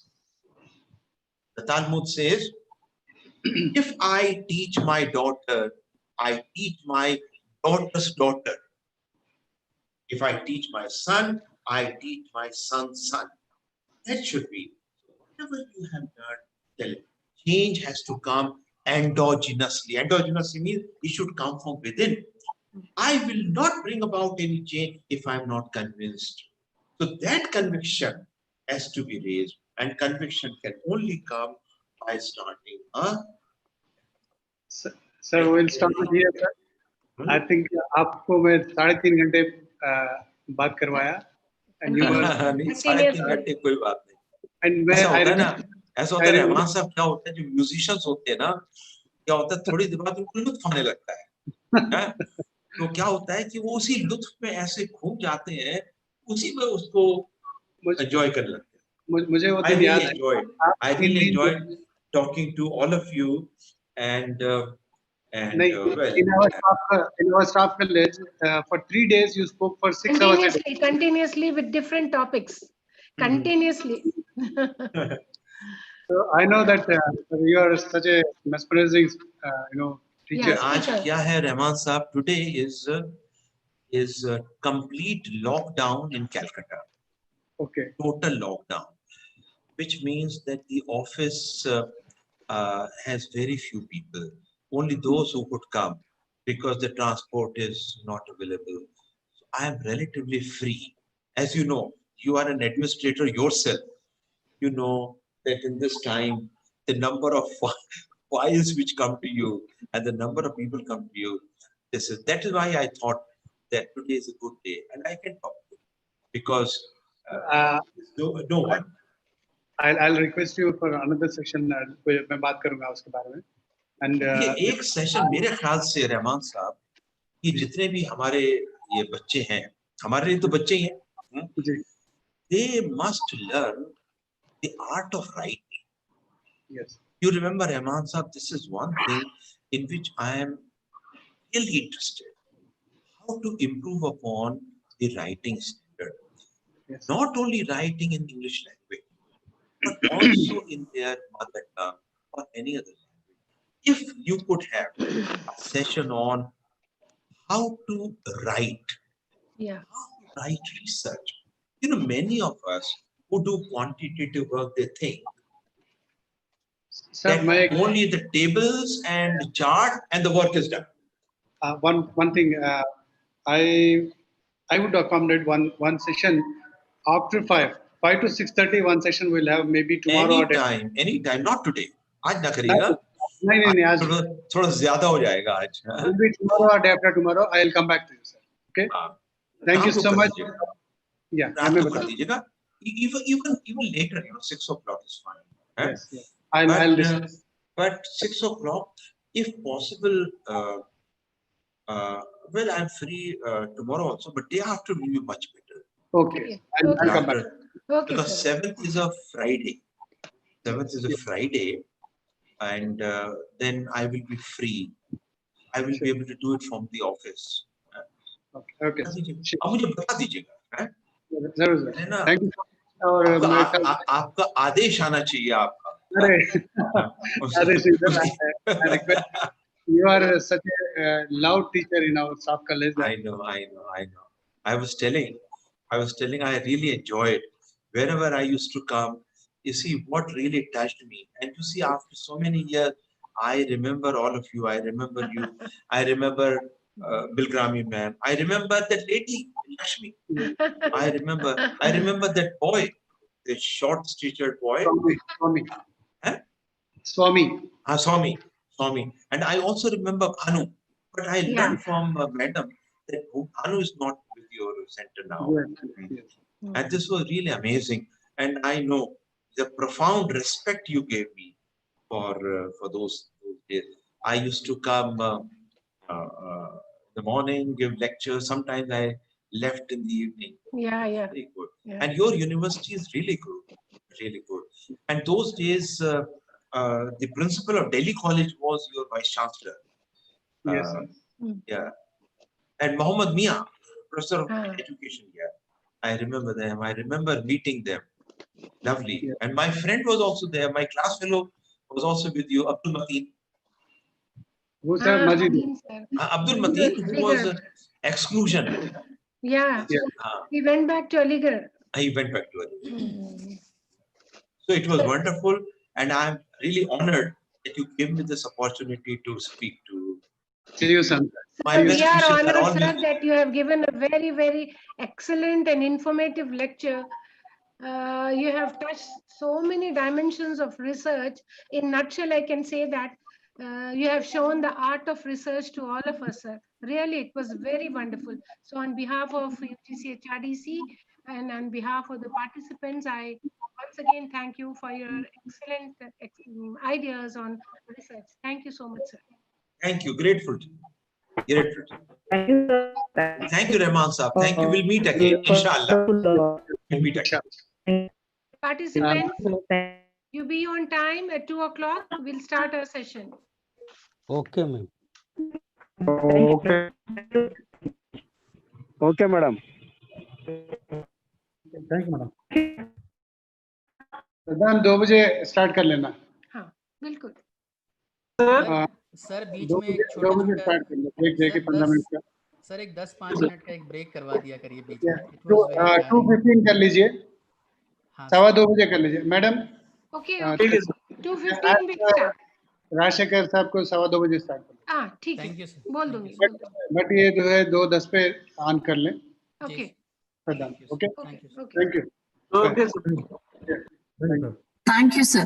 Thank you, sir. Thank you.